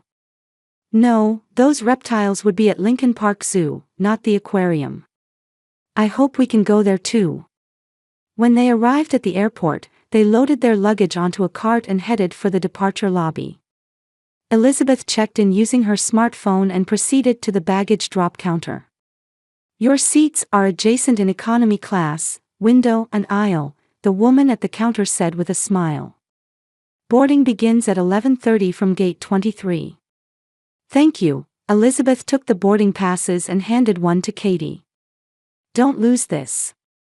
They checked their luggage and headed toward the security checkpoint. It was the morning rush hour, and there was a long line at the checkpoint. "Mom, I'm hungry," Katie murmured. "We'll get something to eat at the cafe near our gate after we pass through security," Elizabeth answered gently. "Just a little patience." 30 minutes later, it was finally their turn. Elizabeth removed her belt, took off her shoes, and placed her small items in a plastic tray. "Katie, take off your shoes and put them in the tray, and your belt too," Elizabeth said. "I know, Mom. This isn't my first time," Katie answered, sounding slightly annoyed. She expertly placed her backpack on the X-ray scanner's conveyor belt and put her shoes and jacket in another tray. Elizabeth went through the metal detector first and passed without incident. It was Katie's turn next. She walked through the metal detector arch. Suddenly, a shrill alarm sounded. "Oh!" Katie stopped, startled. A uniformed female TSA officer approached. Middle-aged with a stern expression, though her eyes were kind. "Are you wearing any metal?" the officer asked. "No, nothing," Katie shook her head. "Necklace or hair clips?" "I don't have anything," Katie answered, looking a bit anxious.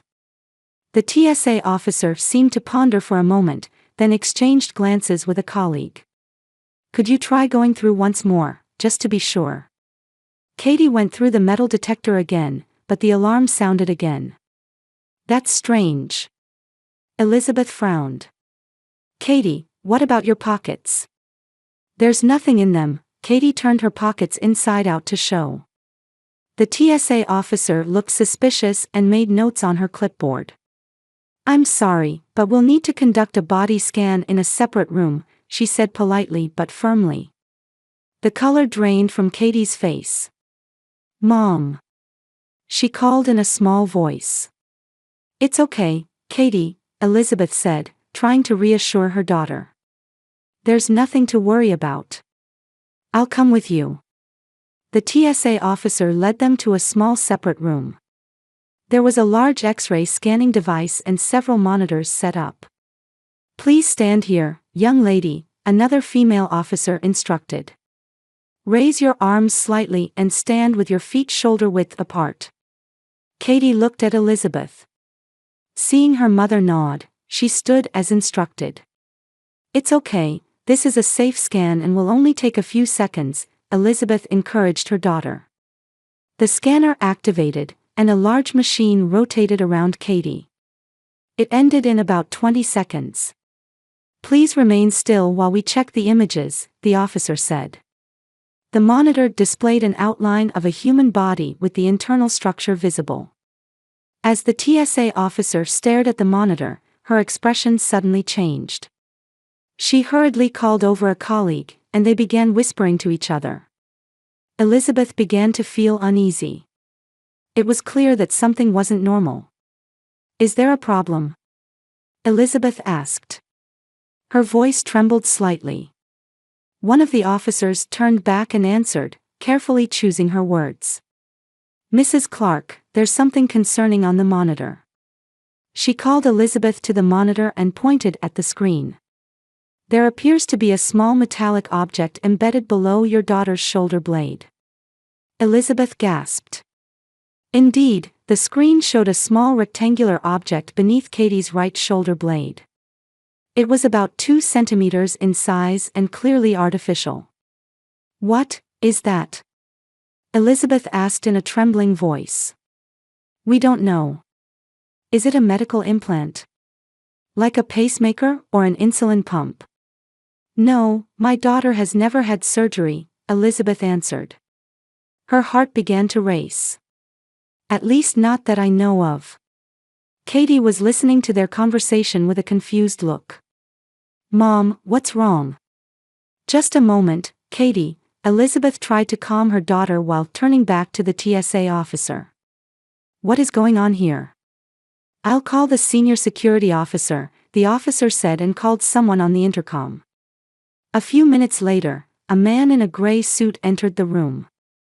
He was in his mid-50s with short-cropped white hair and a stern expression. After a brief self-introduction, he immediately went to the monitor. "I'm Johnson, the senior security officer," he said concisely. He stared at the monitor for a while and pressed several buttons to enlarge the image. After a few minutes of tense silence, he looked at Elizabeth with a severe expression. "This appears to be some kind of tracking device. It would have been deliberately implanted," the security officer said with a stern look. "What?" Elizabeth repeated in disbelief. Her head spun, and she felt the room revolving around her. These kinds of devices transmit location information in real time. Someone can constantly monitor where your daughter is, who she's with, and how she's spending her time. You should report this to the police immediately. But how? Elizabeth was confused. How could something like that be in my daughter's body? This couldn't be implanted without professional medical intervention. It would have required a small surgery, probably under anesthesia. He looked at Katie and then turned back to Elizabeth. "Go to the police right away." Katie turned pale and looked at her mother with a frightened expression. "Mom, is there something inside me?" Elizabeth rushed to her daughter and hugged her tightly. "It's okay, Katie. Mom will take care of this." But her heart was filled with fear and anxiety. Who had implanted a tracking device in her daughter's body, why, and how? Her thoughts were chaotic, and her hands were shaking. "I'll escort you to the airport police office," Johnson said. "They'll handle this matter." Elizabeth nodded silently. She gathered their belongings and tightly held Katie's hand. Their plans for a fun trip to Chicago had collapsed, and a terrifying nightmare was about to begin instead. "I'm scared, Mom," Katie said in a thin voice. "I'll protect you," Elizabeth said firmly. But she too was trembling with fear. The airport police office was a small room characterized by impersonal walls and fluorescent lighting. Elizabeth and Katie sat on hard plastic chairs while two uniformed officers examined the X-ray photos at the desk in front of them. The air in the room was heavy and tense. "Mom, can't we get on the plane?" Katie asked in a small voice. Her blue eyes were wide with anxiety. "There are more important things right now," Elizabeth answered gently. But her own heart was also greatly disturbed. One of the officers, Detective Robert Mullins, turned toward them. He was a man in his mid-40s with kind eyes and a tired expression. "Mrs. Clark, this is clearly an illegal implant," he pointed to the X-ray photo. There, a small rectangular object was clearly visible beneath Katie's shoulder blade. "Does your daughter remember being subjected to any surgery? Is there anything she remembers?" Katie squeezed her mother's hand tightly. "No. I don't remember anything," she answered in a trembling voice. Elizabeth gently stroked her daughter's hair, desperately trying to remember. She sorted through Katie's medical records in her mind. "Katie went to the hospital, yes, just last summer for a tonsillectomy," she finally said. "It was in July. She was having frequent throat inflammations."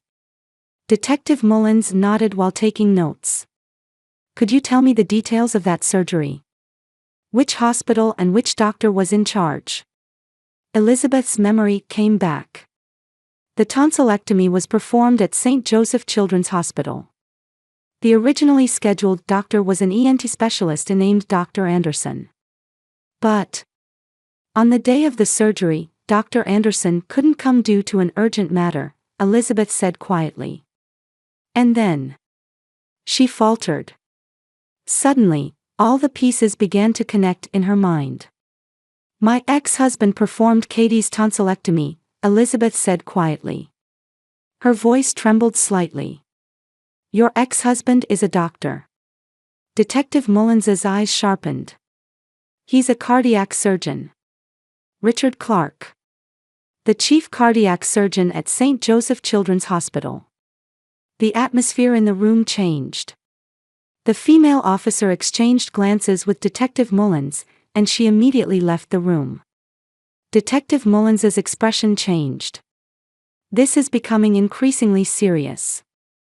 There's a high possibility of a deliberate act by a professional. Elizabeth held her head in her hands. I can't believe it. Richard. But why? Was there anything unusual after the surgery? Detective Mullins asked. Elizabeth tried to remember. The surgery itself was successful without issues. The recovery was quick. But she frowned as she remembered.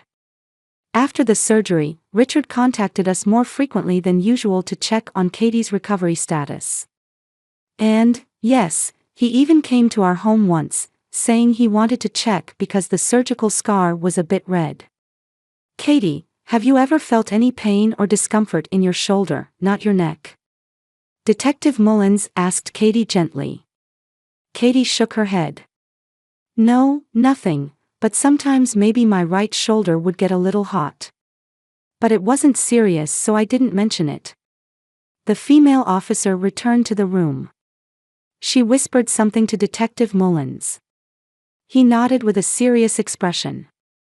Mrs. Clark, we've contacted the Tampa Police Department. They're taking this matter seriously and have begun procedures to issue search warrants for Dr. Richard Clark's home and hospital office. Elizabeth took a deep breath. I'll cancel our Chicago trip. We'll stay in Tampa until this matter is resolved. A wise decision, Detective Mullins agreed. Also, we've called in digital forensics experts to examine the nature of this device. They should arrive shortly. About an hour later, 2 technicians arrived at the office. One was a petite woman, and the other was a young man. They brought in specialized equipment and began analyzing the X-ray photos in detail. This is an advanced tracking device, the female technician, Sarah Chen, explained. It has the ability to send and receive satellite GPS signals. It can not only track the implanted person's location in real time but also record their movement history. Is such a thing possible? Elizabeth asked, trembling. Unfortunately, yes. This technology was developed for military and law enforcement purposes, but it's also available on the black market. However, medical knowledge is required to properly implant it, Chen answered. Her partner was operating a device that resembled a special antenna. I'm tracking the signal. He continued working with concentration. Found it. This device is emitting signals periodically, and the receiving destination is an IP address within Tampa City. Several hours later, they received a call from the Tampa Police Department. Richard Clark's home and hospital office had been searched. We've seized his computers and smartphone, the detective on the phone reported. According to the digital forensics team's initial analysis, we found specialized software for receiving signals from your daughter's device. We're continuing the investigation. Elizabeth and Katie had to stay overnight at a hotel. They were instructed to report to the Tampa Police Headquarters the next morning. Both mother and daughter were exhausted but couldn't sleep. Mom, did Dad really do something bad? Katie asked as she lay in bed. Elizabeth sighed deeply. We don't know everything yet. But if it's true, yes, it's a very bad thing. The next morning, in a briefing room at Tampa Police Headquarters, they received a report from the investigation team. Richard's computer had been thoroughly analyzed, and shocking discoveries had been made. Mrs. Clark, I'll share the forensic team's analysis results with you, Chief Detective David Morrison said. A database of your daughter's movement history was found on Dr. Richard Clark's computer. It appears he has been tracking your daughter's every move for the past 8 months. 8 months, right after the tonsillectomy, Elizabeth murmured. Furthermore, not only was your daughter's movement history found on his smartphone, but also detailed floor plans of your home. The placement of security systems, locations of windows and doors were all recorded. Elizabeth turned pale. He was monitoring us.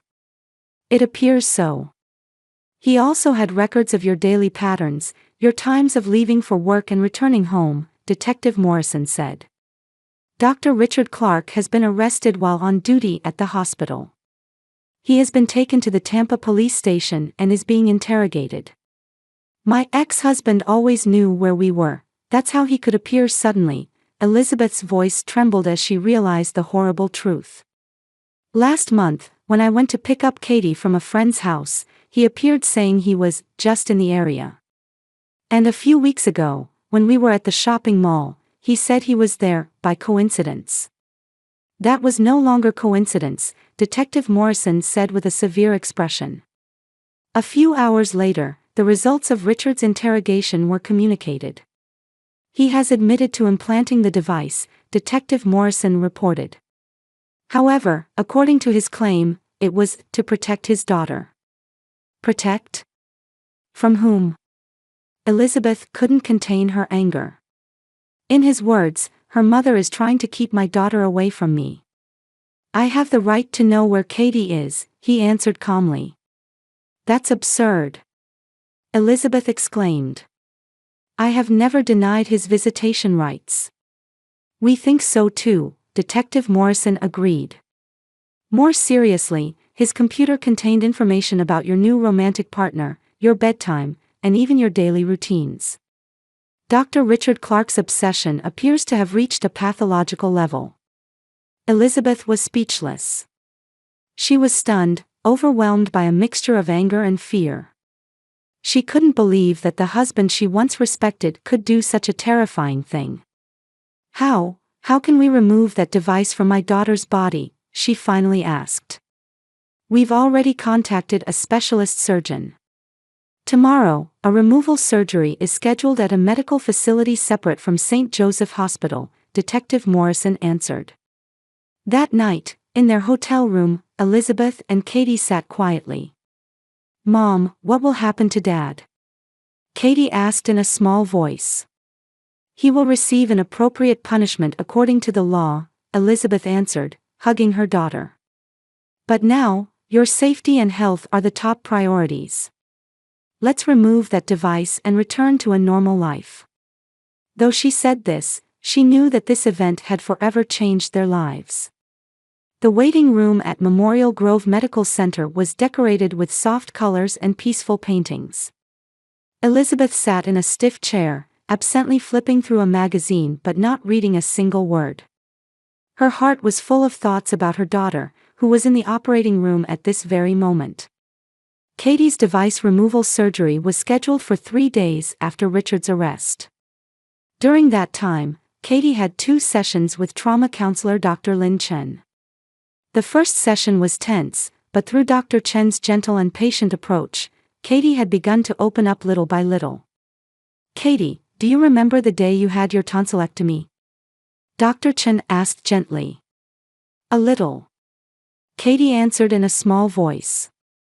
I arrived at the hospital, and a nurse dressed me in special pajamas, and then Dad came and told me everything would be okay. Then. She frowned. Then it gets fuzzy. I think because of the anesthesia. Did you notice anything different after the surgery? Katie thought for a moment. My throat hurt. But the nurse said that was normal. And. She faltered. My right shoulder hurt, but Dad said it was because I was in an awkward position on the operating table. According to Dr. Chen's report, Katie had a gap in her memory under anesthesia, which may have been intentionally created. This suggested that Richard had sufficient time to implant the tracking device during the tonsillectomy. Now, Elizabeth was waiting for the operating room door to open. About an hour later, Dr. James Sutherland appeared wearing blue scrubs. Mrs. Clark, the surgery was successful, he smiled reassuringly. The device has been completely removed, and there is no damage to the surrounding tissue. Elizabeth sighed deeply with relief. How is Katie? She's coming out of anesthesia. You'll be able to see her in about 30 minutes, Dr. Sutherland said. Then, lowering his voice, he continued, I examined the device in detail. This is a military-grade tracking device. It is not available on the general market. It has advanced encrypted communication capabilities and a very long battery life. He took out a small plastic container from his pocket. Inside was a coin-sized metal device. I thought you might want to see it. Elizabeth accepted it with trembling hands. This small device had changed their lives. How did he obtain this? That's a subject of police investigation. Probably through the black market or medical equipment supplier connections, Dr. Sutherland answered. The device will be handed over to the police as evidence. That afternoon, Elizabeth took her daughter home, and the next day, she met with a family law specialist, Margaret Owens. Owens was a reliable woman in her 50s, a highly reputable lawyer in the field of children's rights protection. Let's organize the charges against Richard Clark, Owens said, holding a pen. Assault, stalking, child abuse, and medical ethics violations. Furthermore, considering he abused his position as a doctor, we can add abuse of authority. I want him to spend time in prison, Elizabeth said in a trembling voice. And I never want him near Katie again. That's achievable, Owens nodded. The evidence is overwhelming. We'll also apply for a complete review of the custody agreement from your divorce. In such circumstances, courts are not uncommon to completely revoke visitation rights. A week later, a preliminary hearing was held. Elizabeth sent Katie to school and attended alone. In the solemn atmosphere of the courtroom, Richard was brought in wearing prison clothes, handcuffed. His once dignified and confident posture was gone, his complexion was poor, and there were dark circles under his eyes.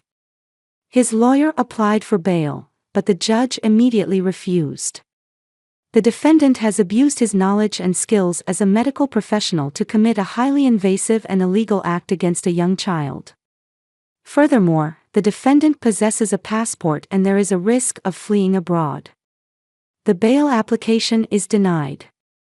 After the preliminary hearing, a statement was issued from the hospital. The director of St. Joseph Children's Hospital, Thomas Harrison, announced that Richard had been suspended immediately. I can't believe what he has done. Richard was a respected doctor, Director Harrison told reporters. His actions are contrary to the fundamental medical ethics and completely incompatible with our hospital's values. The safety and trust of patients and their families are our top priorities. Richard's colleague doctors were also deeply shocked. Some told reporters in interviews that he had been very dedicated to his work and compassionate toward patients. However, there were also voices saying that he occasionally showed strange obsessions. Dr. Clark sometimes wanted to know abnormally detailed information about patients' post-operative recovery, a nurse who spoke on condition of anonymity said. We thought it was his perfectionism, but now thinking about it.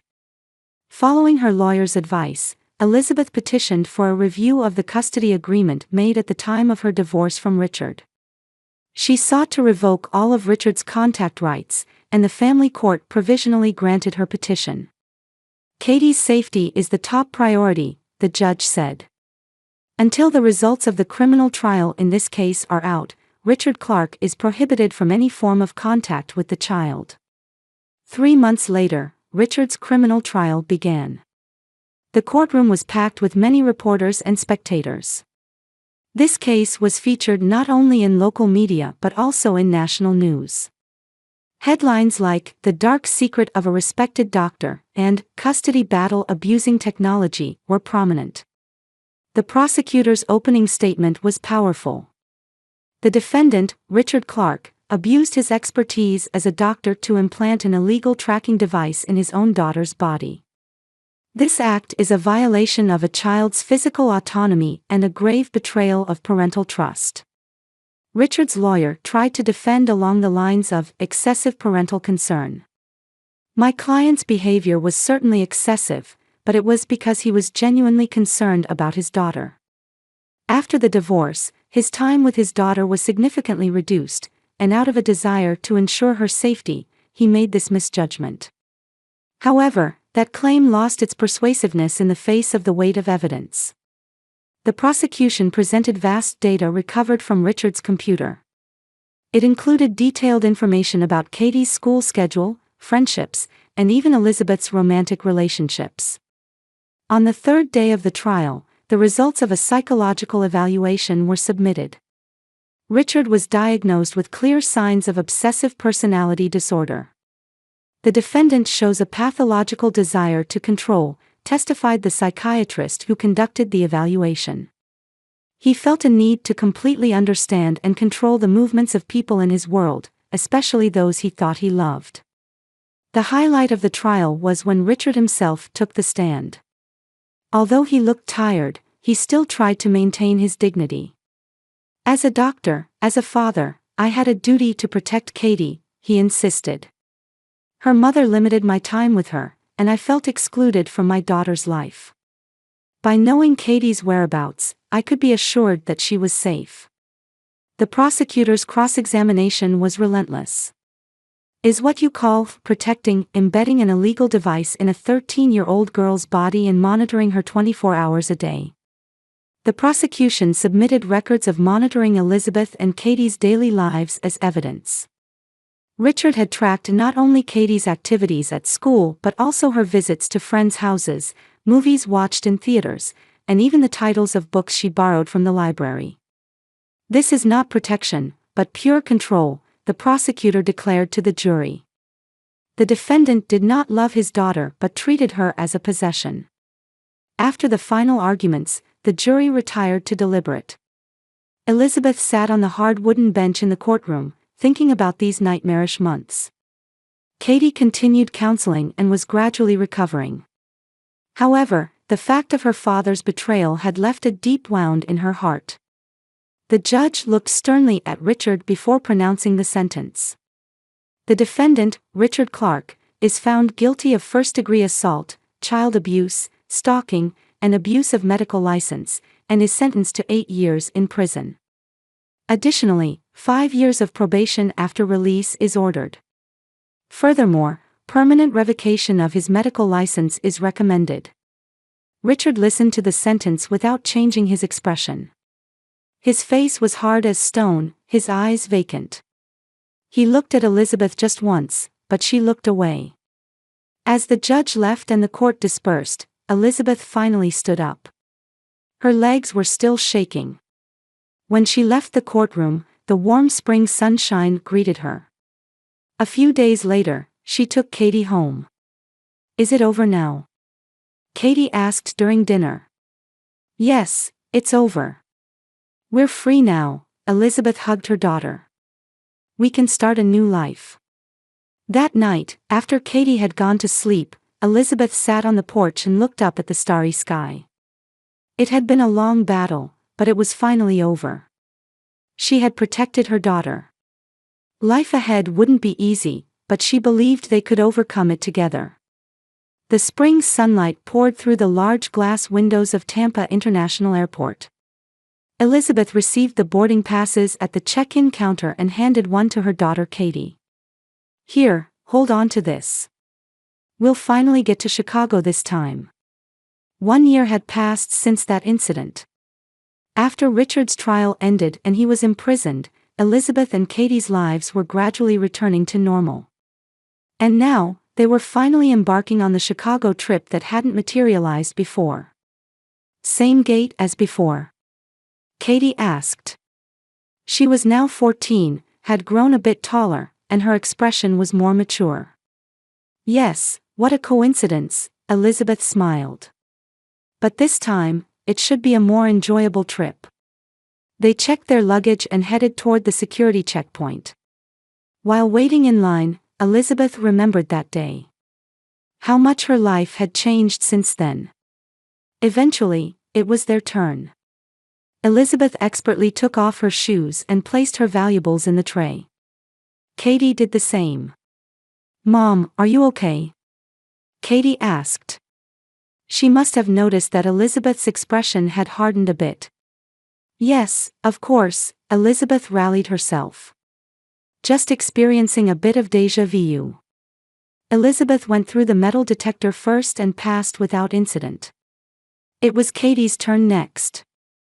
She walked through the metal detector without hesitation, and no alarm sounded. "See, no problems at all," Elizabeth sighed with relief. Katie stared at the X-ray scanner for a while. "It's a strange feeling," she murmured. "This machine found that thing inside me that day." "Yes," Elizabeth answered quietly. "But it's different this time. If that day hadn't happened, the truth might never have come to light." On their way to the boarding gate, Katie said while looking at the planes outside the window, "I've learned a lot this past year." Elizabeth looked at her daughter. After that incident, Katie had continued weekly sessions with a trauma counselor. The first few months were difficult, but gradually she learned to express her emotions in words and deal with her fears and anxieties. "So have I," Elizabeth put her arm around her daughter's shoulder. That incident had also brought changes to Elizabeth's work. She became responsible for a series of books on privacy and safety at the publishing house, putting her own experiences to use. In particular, a book called Children's Safety in the Digital Age was well received and featured in national media. "My teacher said my experience might help other kids," Katie said. "So I decided to give a speech at the school's safety program." Elizabeth was surprised and at the same time felt proud. "Really? How long have you been thinking about this?" "For a while now. But I wanted to wait until I was ready before telling you," Katie smiled a bit shyly. "There might be other kids who have had experiences like mine. If my story can help." Elizabeth hugged her daughter. "You've really grown stronger." At the Florida State Prison, Richard Clark was reading a book in his small cell.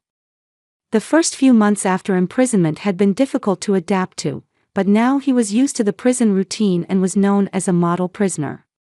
He was taking a correspondence course in medical ethics and was beginning to understand the seriousness of his actions. Each week, he met with the prison counselor to discuss his behavior patterns and thought processes. "I loved too much," he told the prison counselor one day. "Katie was everything in my world. I was afraid of losing her." "That's not love but attachment, Mr. Clark," the counselor quietly pointed out. After a long silence, Richard nodded. "I understand now. It wasn't love, but control." He had written letters several times, trying to apologize to Elizabeth and Katie.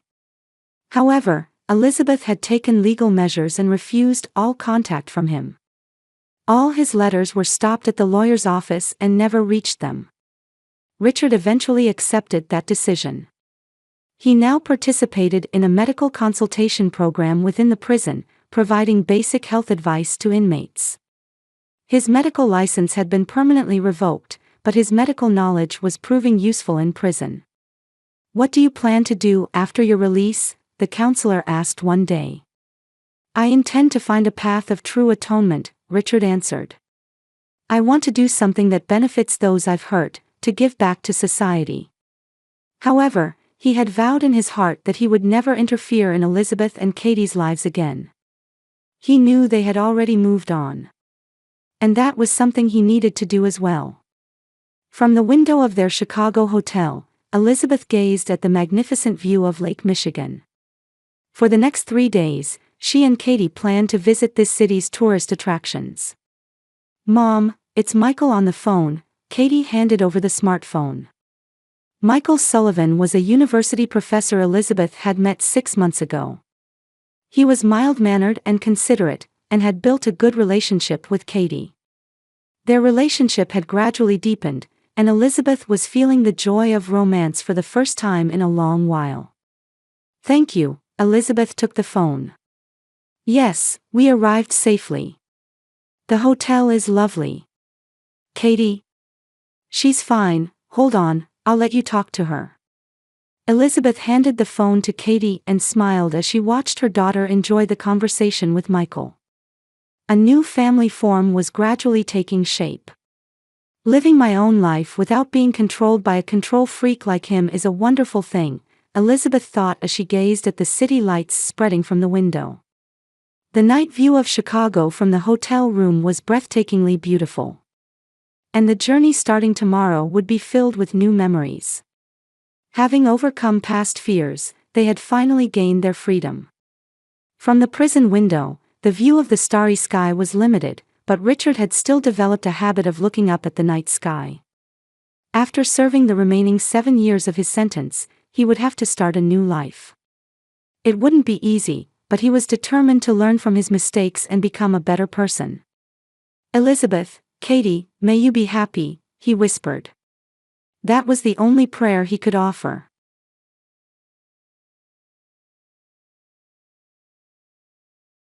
The morning sunlight streaming through the window of a Manhattan high-rise gently illuminated the bedroom. Melissa Johnson placed her hand on her rounded belly and smiled as she felt the baby move. Melissa had made a name for herself as one of the city's top event planners. She was particularly known for handling important corporate ceremonies and weddings for the wealthy, and her sense of style and execution were highly respected in the industry. "Good morning, you two," said Stephen, who had just finished his shower and was drying his hair with a towel. Stephen was a sharp businessman who held an executive position at a major Wall Street investment firm. Standing at 6 feet 2 inches with a trim physique and intelligent gaze, he had aggressively pursued Melissa after meeting her at a charity event she organized, and they had married 3 years ago. "The baby is very active today." "I'm sure it's a girl," Melissa said with a smile. Now 7 months pregnant, her belly had grown quite large. Their bond had strengthened even more since learning they were expecting their first child. "You think it's a girl? What about names?" Stephen asked. "We haven't decided yet. But we'll find out the gender at our next appointment," Melissa replied. While tying his tie, Stephen suddenly remembered something. "Oh, how are the preparations for this weekend's baby shower coming along? My mother said she's coming, right?" At those words, Melissa's expression clouded slightly. Her relationship with Stephen's mother, Barbara Johnson, was far from ideal. Barbara was 62, a woman with conservative values from South Carolina. After losing her husband 10 years ago, she had moved to Long Island and now ran a small upscale interior design shop. Barbara had always wanted Stephen to marry a girl from a good family and considered Melissa, with her self-made career, unsuitable. Though outwardly civil, her words often had barbs that never missed an opportunity to hurt Melissa. "It'll be fine. Jenny is helping me," Melissa said. Melissa's sister, Jennifer Carter, was a sharp attorney working at a major New York law firm. Though sisters, they were quite different. Jennifer was tall and slim, while Melissa was petite with a fuller figure. Their personalities were opposites too. Jennifer would do anything to protect her sister and stood firm against Barbara's snide remarks. "If Jenny's coming, that's reassuring," Stephen said with relief. He too was concerned about the relationship between his mother and Melissa. He sometimes found himself caught between gratitude to his parent and loyalty to his beloved wife. Melissa stood by the window, looking at the view outside and thinking about her own parents. Robert and Carol Green lived in a quiet suburban neighborhood. Robert was a retired high school teacher, and Carol volunteered at the local library. They were warm, understanding people who had welcomed Stephen as their own son. "Your parents are coming too, right?" Stephen asked. "Yes, of course. Mom is already excited. She's making a hand-knitted blanket for the baby." Stephen smiled and placed his hand on his wife's shoulder. "Do you think you'll be able to get along with my mother?" Melissa took a deep breath before answering. "It'll be fine. Barbara must be looking forward to having a grandchild, and this might improve our relationship." In reality, Barbara constantly engaged in small acts of hostility toward Melissa. She would send cards on their wedding anniversary with notes like, "I wonder if you're making my son happy," or give her clothes one size too small for Christmas, saying, "Be careful not to gain too much weight." While maintaining a facade of harmony, their relationship remained cold. "Is there anything I can help with before heading to work?" Stephen asked, already glancing at his watch. He had recently been assigned an important project at work and was busy with the pressure and responsibility. However, his efforts were beginning to pay off. In particular, his success in building a relationship with Alexander Ross, a real estate development mogul, was becoming a major turning point in his career. "No, don't worry about it. You focus on your work," Melissa said, kissing his cheek as she sent him off. Alexander Ross was a businessman in his mid-60s and one of the most important clients for Stephen's company. Their recent business negotiations had been successful, earning Stephen high praise from his company. Left alone in the room, Melissa spoke again to the baby in her belly. "You know, baby, when you're born, everyone will become kinder. Even grandma will warm her heart when she sees you."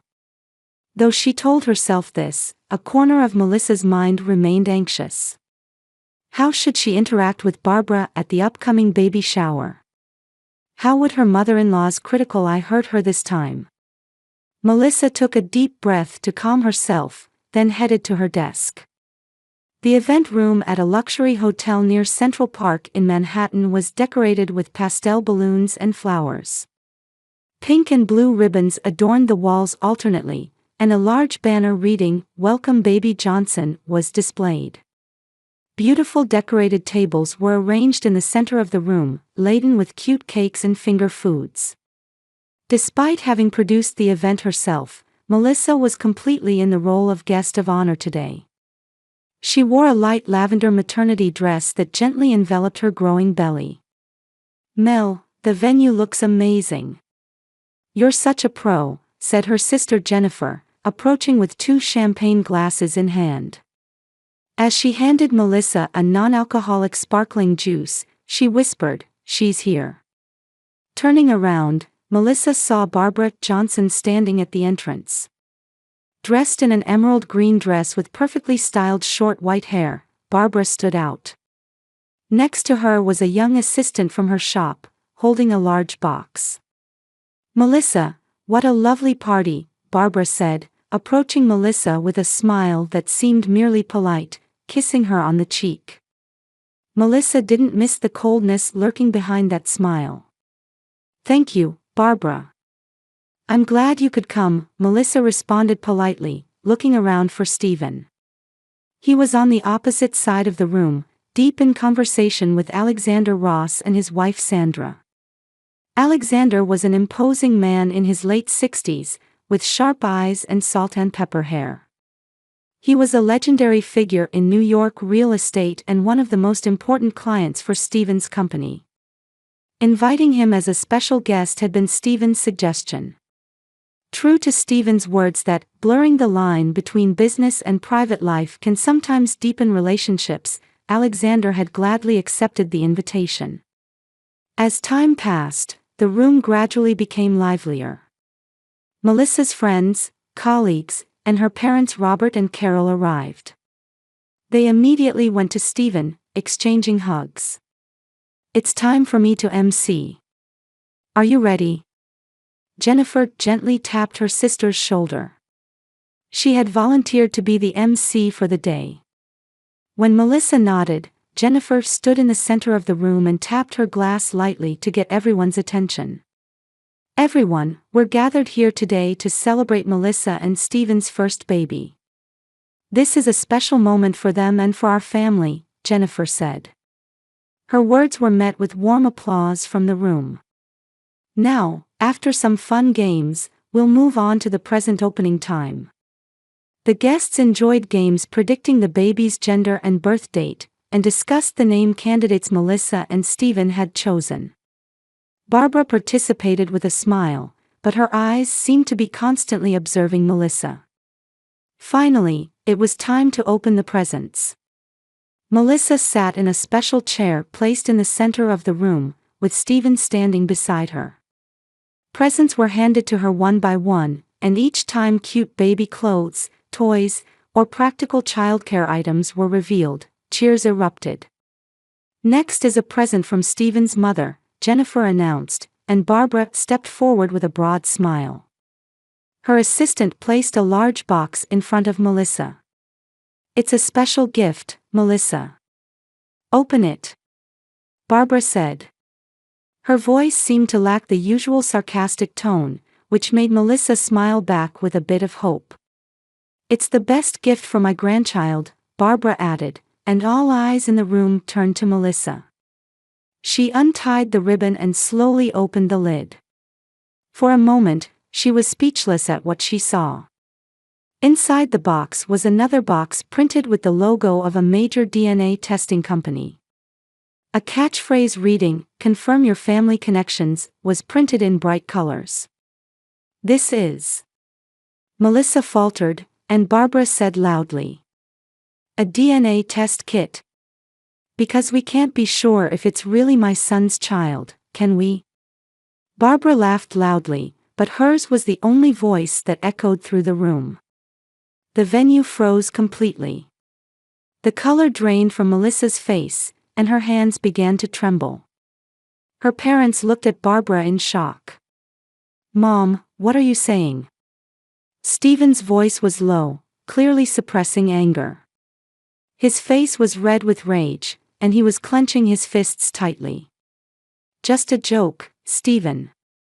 Everyone's taking it too seriously, Barbara said with a laugh, but the atmosphere in the room had already changed. People exchanged glances, unable to hide their discomfort. Melissa's friends were looking at her with concern.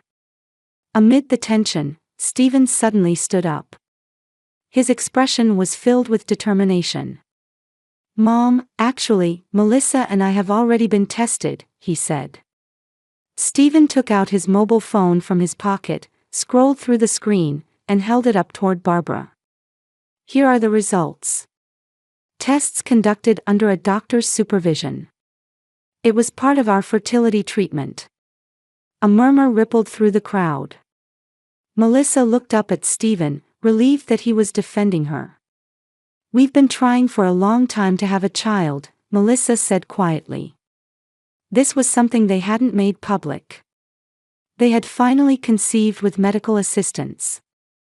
Steven stared sharply at Barbara and said sarcastically, Mom, it's doubtful whether you're really Dad's child. What would Dad think of your behavior today if he were alive? Barbara's smile froze. The color drained from her face, and she opened and closed her mouth as if at a loss for words. Steven, I was just. But Steven cut off his mother's words. Enough, Mom. I won't allow you to hurt Melissa any more today. A heavy silence dominated the room. Alexander Ross whispered something to his wife, and they both wore uncomfortable expressions as they nodded briefly to Melissa and Steven before leaving the room. Melissa, are you okay? Jennifer rushed to her sister's side. Her eyes mixed anger with concern. Why, yes. Melissa answered weakly, but her face was pale. Steven put his arm around his wife's shoulders and gently embraced her. Everyone, let's end here for today, considering Melissa's condition, Steven announced.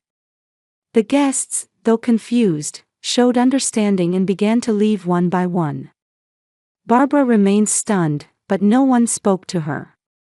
In the gradually emptying room, Melissa remained seated, still clutching the DNA test kit box. Tears welled in her eyes, but they were tears of anger rather than sadness. I never thought the day would turn out like this. Melissa whispered, and Steven took her hand. Melissa, you've done nothing wrong. My mother's behavior is unforgivable. I'll make sure she takes responsibility, he said. His voice had a coldness and determination she had never heard before. The last to leave the baby shower venue were Steven, Melissa, and Barbara. A heavy atmosphere hung between the three as they descended to the hotel lobby. Melissa's parents and Jennifer watched from a short distance away. Mom, we need to talk, Steven said. His voice was low and controlled, but flames of anger burned in his eyes. He led Barbara to a corner of the lobby, away from prying eyes. Melissa silently followed. "Stephen, you've lost your sense of humor. I was just a joke." Stephen raised his voice. "Do you think that was a joke? You insulted Melissa's character in public." Barbara seemed a bit shaken by her son's vehemence but quickly regained her composure. "You're overreacting. I was just suggesting a way to confirm family ties. If you're really confident, there's no need to get so angry." "That's not the issue," Stephen said through gritted teeth. "Do you have any idea how hard Melissa and I struggled to have this baby?" Barbara glanced sideways at Melissa. "That's what I said. If you can't have children naturally, something must be wrong." Tears welled in Melissa's eyes, but she fought hard to hold them back. Stephen grabbed his mother's shoulder firmly. "This is your final warning. Unless you apologize to Melissa, I'll reconsider our relationship. I can't allow you to hurt my wife, even if you are my biological mother." Barbara pulled herself away from her son and straightened her jacket. "Well, you've always been dramatic. You'll calm down by tomorrow. I'll call you this weekend. Aren't you listening?" Stephen's voice grew stronger. "No contact unless you apologize." Barbara looked at her son in disbelief, then muttered, "Well," before heading outside to call a taxi. Stephen returned to Melissa and gently embraced her. "Are you okay?" Melissa buried her face in her husband's chest and finally let her tears flow. "Why does she hate me so much?" Jennifer approached the couple and rubbed her sister's back. "Let's go home. You can rest at my place." The next morning, in the living room of Jennifer's Upper East Side apartment, Melissa was sipping herbal tea, calmly reflecting on yesterday's events. Stephen had left for work early to attend an emergency meeting. "I've never been so humiliated in my life," Melissa said quietly. "I can't forgive that woman," Jennifer said, opening her laptop. "Speaking as a lawyer, this is clearly harassment. It could even constitute defamation in a public setting. Legal action."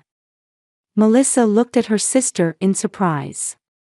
"Of course," Jennifer continued with a serious face. "She made statements that severely damaged your reputation in front of multiple witnesses. Especially with Stephen's client present." Melissa considered this. "But bringing family issues to court. We could use it as a threat," Jennifer said sharply. "Demand a formal apology and a written promise never to engage in such behavior again. If she refuses, we could consider legal action." Jennifer took Melissa's hand. "Mel, you're always too kind. Sometimes you need to stand up for yourself. But she's Stephen's mother. She'll be this child's grandmother," Melissa said, placing her hand on her belly. "That's right. And that's why a healthy relationship is necessary. We need to set clear boundaries before the baby is born." Just then, Stephen called. His voice sounded tired but also somehow tense. "Melissa, are you okay?"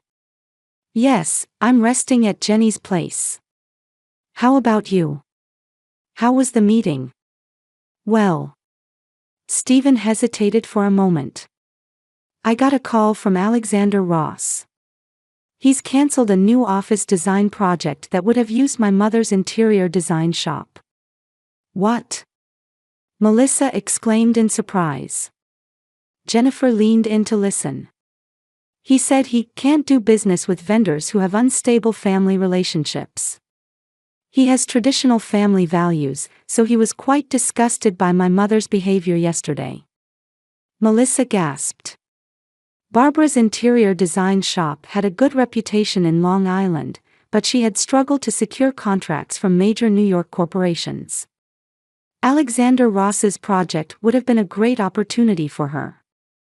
"Does Barbara know?" She called me earlier. She was crying and screaming, asking me to fix it somehow. What did you tell her? I told her it was the consequence of her own actions. Stephen's voice was cold. Mr. Ross is above my boss's level. It's not something I can intervene in. Melissa felt a twinge of guilt but also a strange sense of liberation. It felt like Barbara was finally facing consequences for the many small hostilities she had directed at Melissa over the years. But will her business be okay? I don't think it's fatal, but the damage is significant. She apparently turned down other work saying she would be involved in this project. After hanging up, Melissa explained the situation to Jennifer. After thinking for a moment, her sister said, "Karma. If she's finally beginning to understand the seriousness of her actions, that's a good thing." That afternoon, Barbara called Melissa's cell phone directly. After a moment's hesitation, Melissa answered. "Melissa." Barbara's voice lacked its usual haughtiness and was trembling slightly. "Can we talk for a moment?" "Go ahead," Melissa answered briefly. "About yesterday." "I might have gone a bit too far," Barbara said, choosing her words carefully. "But you understand, don't you? The feelings of a mother worried about her son."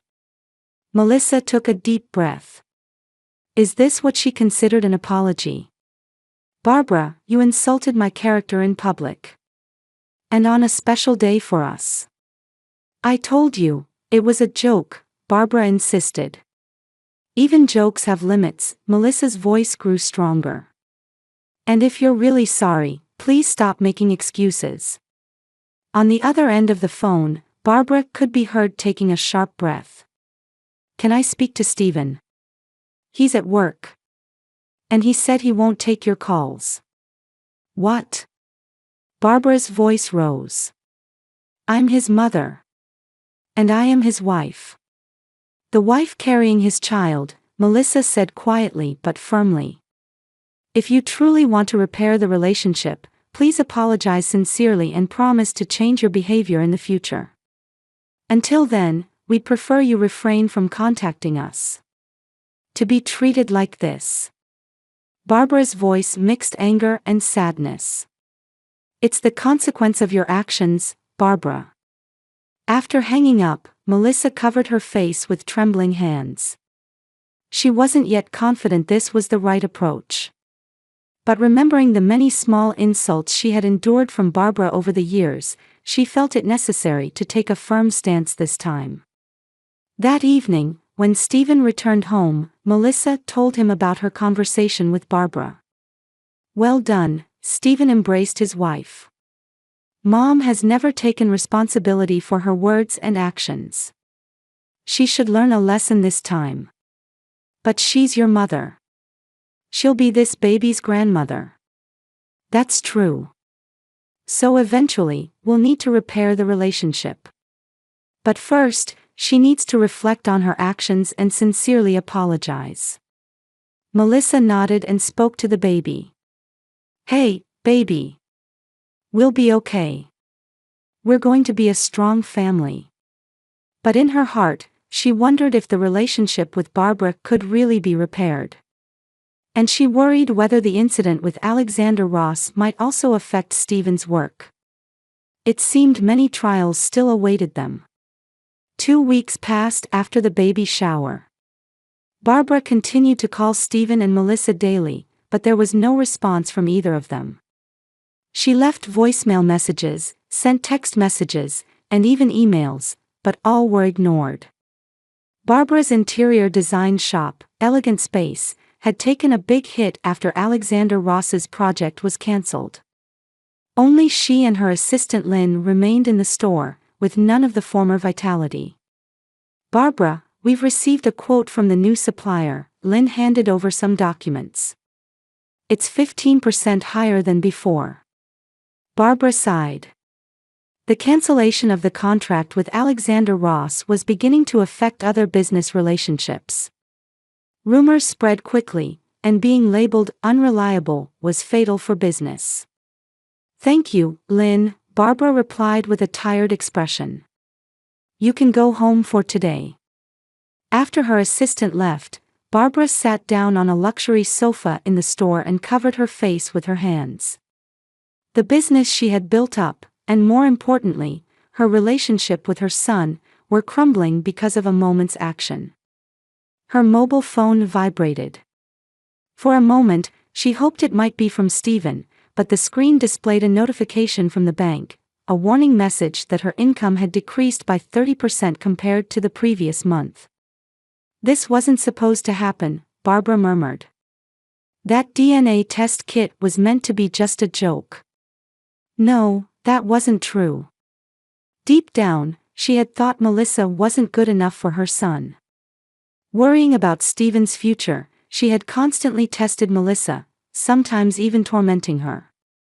The next day, Barbara was shopping at an upscale supermarket in Long Island. Mentally exhausted, she unconsciously picked up sweet treats and put them in her shopping cart, almost bumping into someone. I'm sorry, Her words broke off mid-sentence. Standing before her was Carol Green, Melissa's mother. Carol! Barbara exclaimed in surprise. Carol's expression immediately hardened. Barbara! An awkward silence flowed between them. Carol turned her shopping cart, preparing to leave. Wait, please, Barbara instinctively grabbed her arm. Please, just listen to me for a moment. Carol responded calmly but firmly, I have no desire to speak with someone who hurt my daughter. I understand, I really do, tears welled in Barbara's eyes. What I did is unforgivable. But please tell me how I can apologize. Carol stared intently at Barbara. Her usually perfectly styled hair was disheveled today, with dark circles of fatigue under her eyes. Her makeup was light, and there was no trace of her usual haughty attitude. Are you truly remorseful? Carol asked cautiously. Yes, Barbara's voice choked. I'm about to lose everything, my son, my business, and I might never meet my grandchild. Carol sighed. Let's go to the cafe. In the small cafe inside the supermarket, the two women sat facing each other. Barbara tearfully explained the consequences her actions had brought. I just wanted to protect Stephen. He's my everything. After losing my husband, he was my only support. Carol listened silently, but her expression had softened. But that's your problem, Barbara, Carol finally said. You've become overly dependent on your son and prioritized your feelings over his happiness. Melissa makes Stephen happy. That's all you should be concerned about. Barbara nodded silently.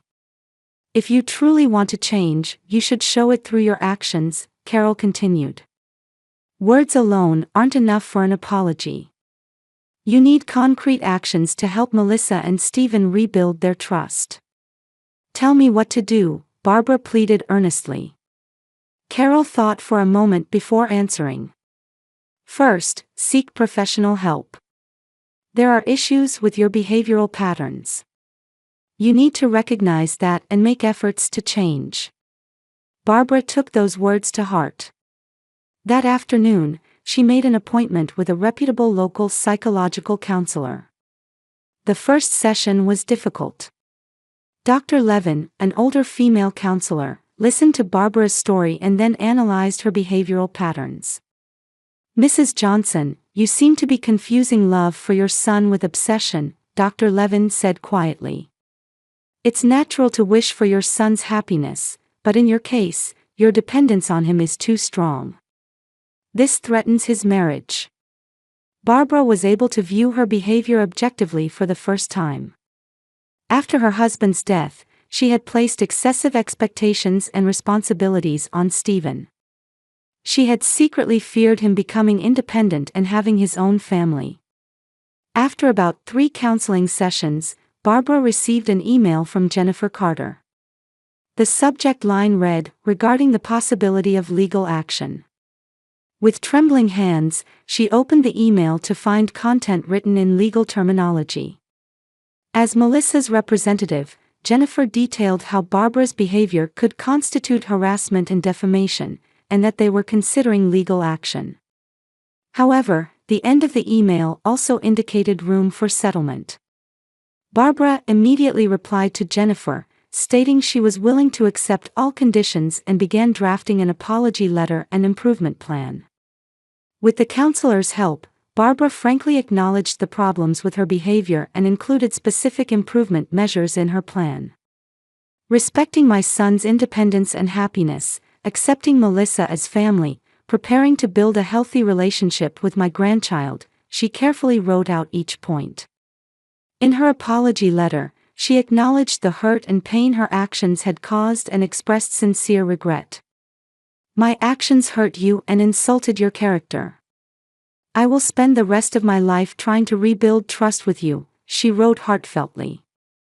Finally, Barbara voluntarily offered to participate in family therapy. She understood that professional help was needed for the whole family to build healthy relationships. Jennifer received the apology letter and improvement plan a month after the baby shower. She reviewed them with Carol and decided to share them with Melissa. An apology letter and improvement plan from Barbara, Jennifer handed the documents to Melissa in her apartment living room. Read them. They seem sincere to us. Melissa quietly read through the documents. Her expression was complex. Stephen sat silently beside his wife, his hand on her shoulder. What do you think? Stephen asked Melissa after she finished reading. She seems genuinely remorseful, Melissa answered quietly. But it's difficult to restore trust once it's been broken. Mel, we support whatever decision you make, Carol gently told her daughter. No one can force you.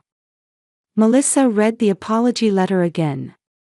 It conveyed Barbara's deep regret and strong desire to change. I think we should give her one more chance, Stephen said quietly.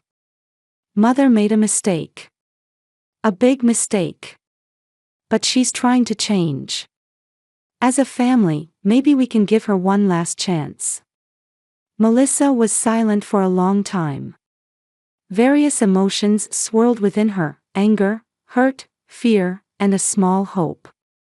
She placed her hand on her belly and thought about what would be best for this little life. All right, Melissa finally made her decision. Let's give Barbara one last chance. I'm willing to participate in family therapy. But make it clear this is her final chance.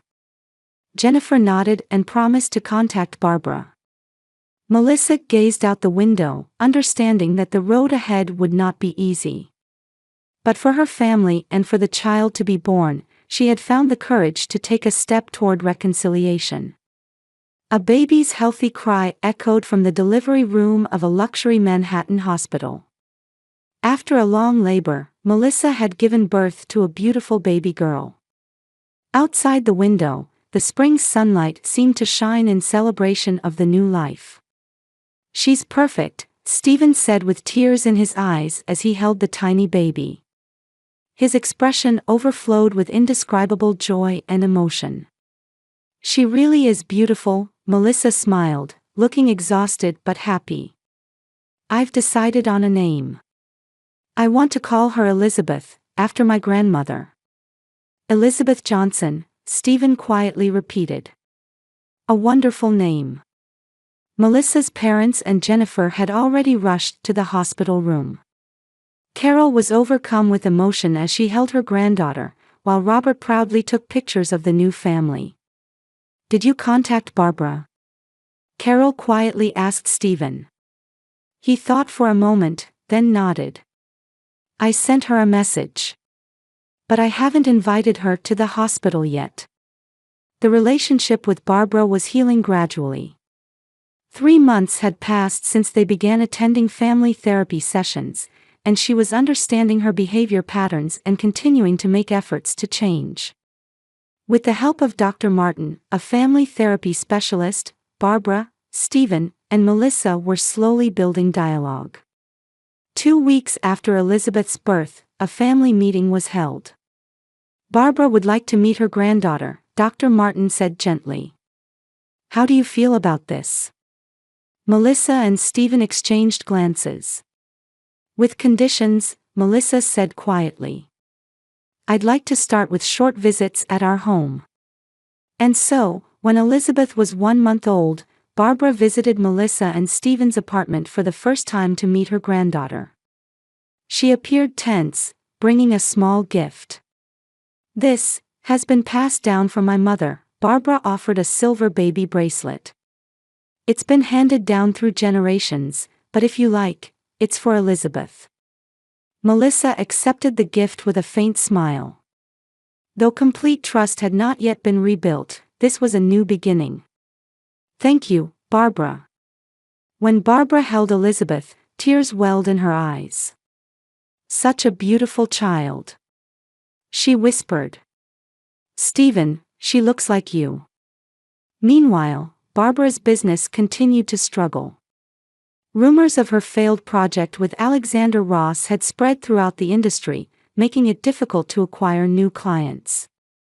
She had to downsize her shop and lay off some staff. However, when Elizabeth was 3 months old, Barbara received an unexpected phone call from Sandra, Alexander Ross's wife. Barbara, I've always valued your work, Sandra said on the phone. I heard you've been working on your family issues. I believe in second chances. I have a project to redesign my friend's apartment. Are you interested? Barbara was too moved to speak. Though this was a small project, it could be an important turning point for her business. Thank you, Sandra. I truly appreciate this opportunity, Barbara replied, fighting back tears. The project was successful, and Barbara's business slowly began its road to recovery. Her sincere attitude and efforts to change gradually became recognized by those around her. Then came Elizabeth's first birthday. Melissa planned a modest but warm birthday party at home. The room was decorated with balloons and ribbons, and a small cake sat on the table. Barbara was invited too. She participated in the party modestly, showing affection for her granddaughter while respecting Melissa's parental decisions. There was no trace of her former domineering attitude. For Elizabeth, Barbara gave a small picture book. It was my favorite book as a child. I read it to Stephen too. Thank you, I'll read it to her, Melissa smiled gently. As they sang the birthday song and watched Elizabeth happily reach for the cake, Melissa reflected deeply. A year ago, the incident at the baby shower had been one of the greatest humiliations of her life. But now, she felt that experience had helped everyone grow a little. Toward the end of the party, Melissa and Barbara found themselves alone in the kitchen. Melissa, thank you for this past year, Barbara said quietly. If you hadn't given me a second chance, I wouldn't be who I am today. Melissa thought for a moment before answering. Mistakes can help people grow. Barbara, you have changed. I acknowledge that. I understand it will take much more time to earn your complete trust, Barbara said honestly. But I believe it's worth taking that time. Melissa nodded. For Elizabeth's sake too, we need to move forward as a family. Returning to the living room, they found Stephen dancing while holding Elizabeth.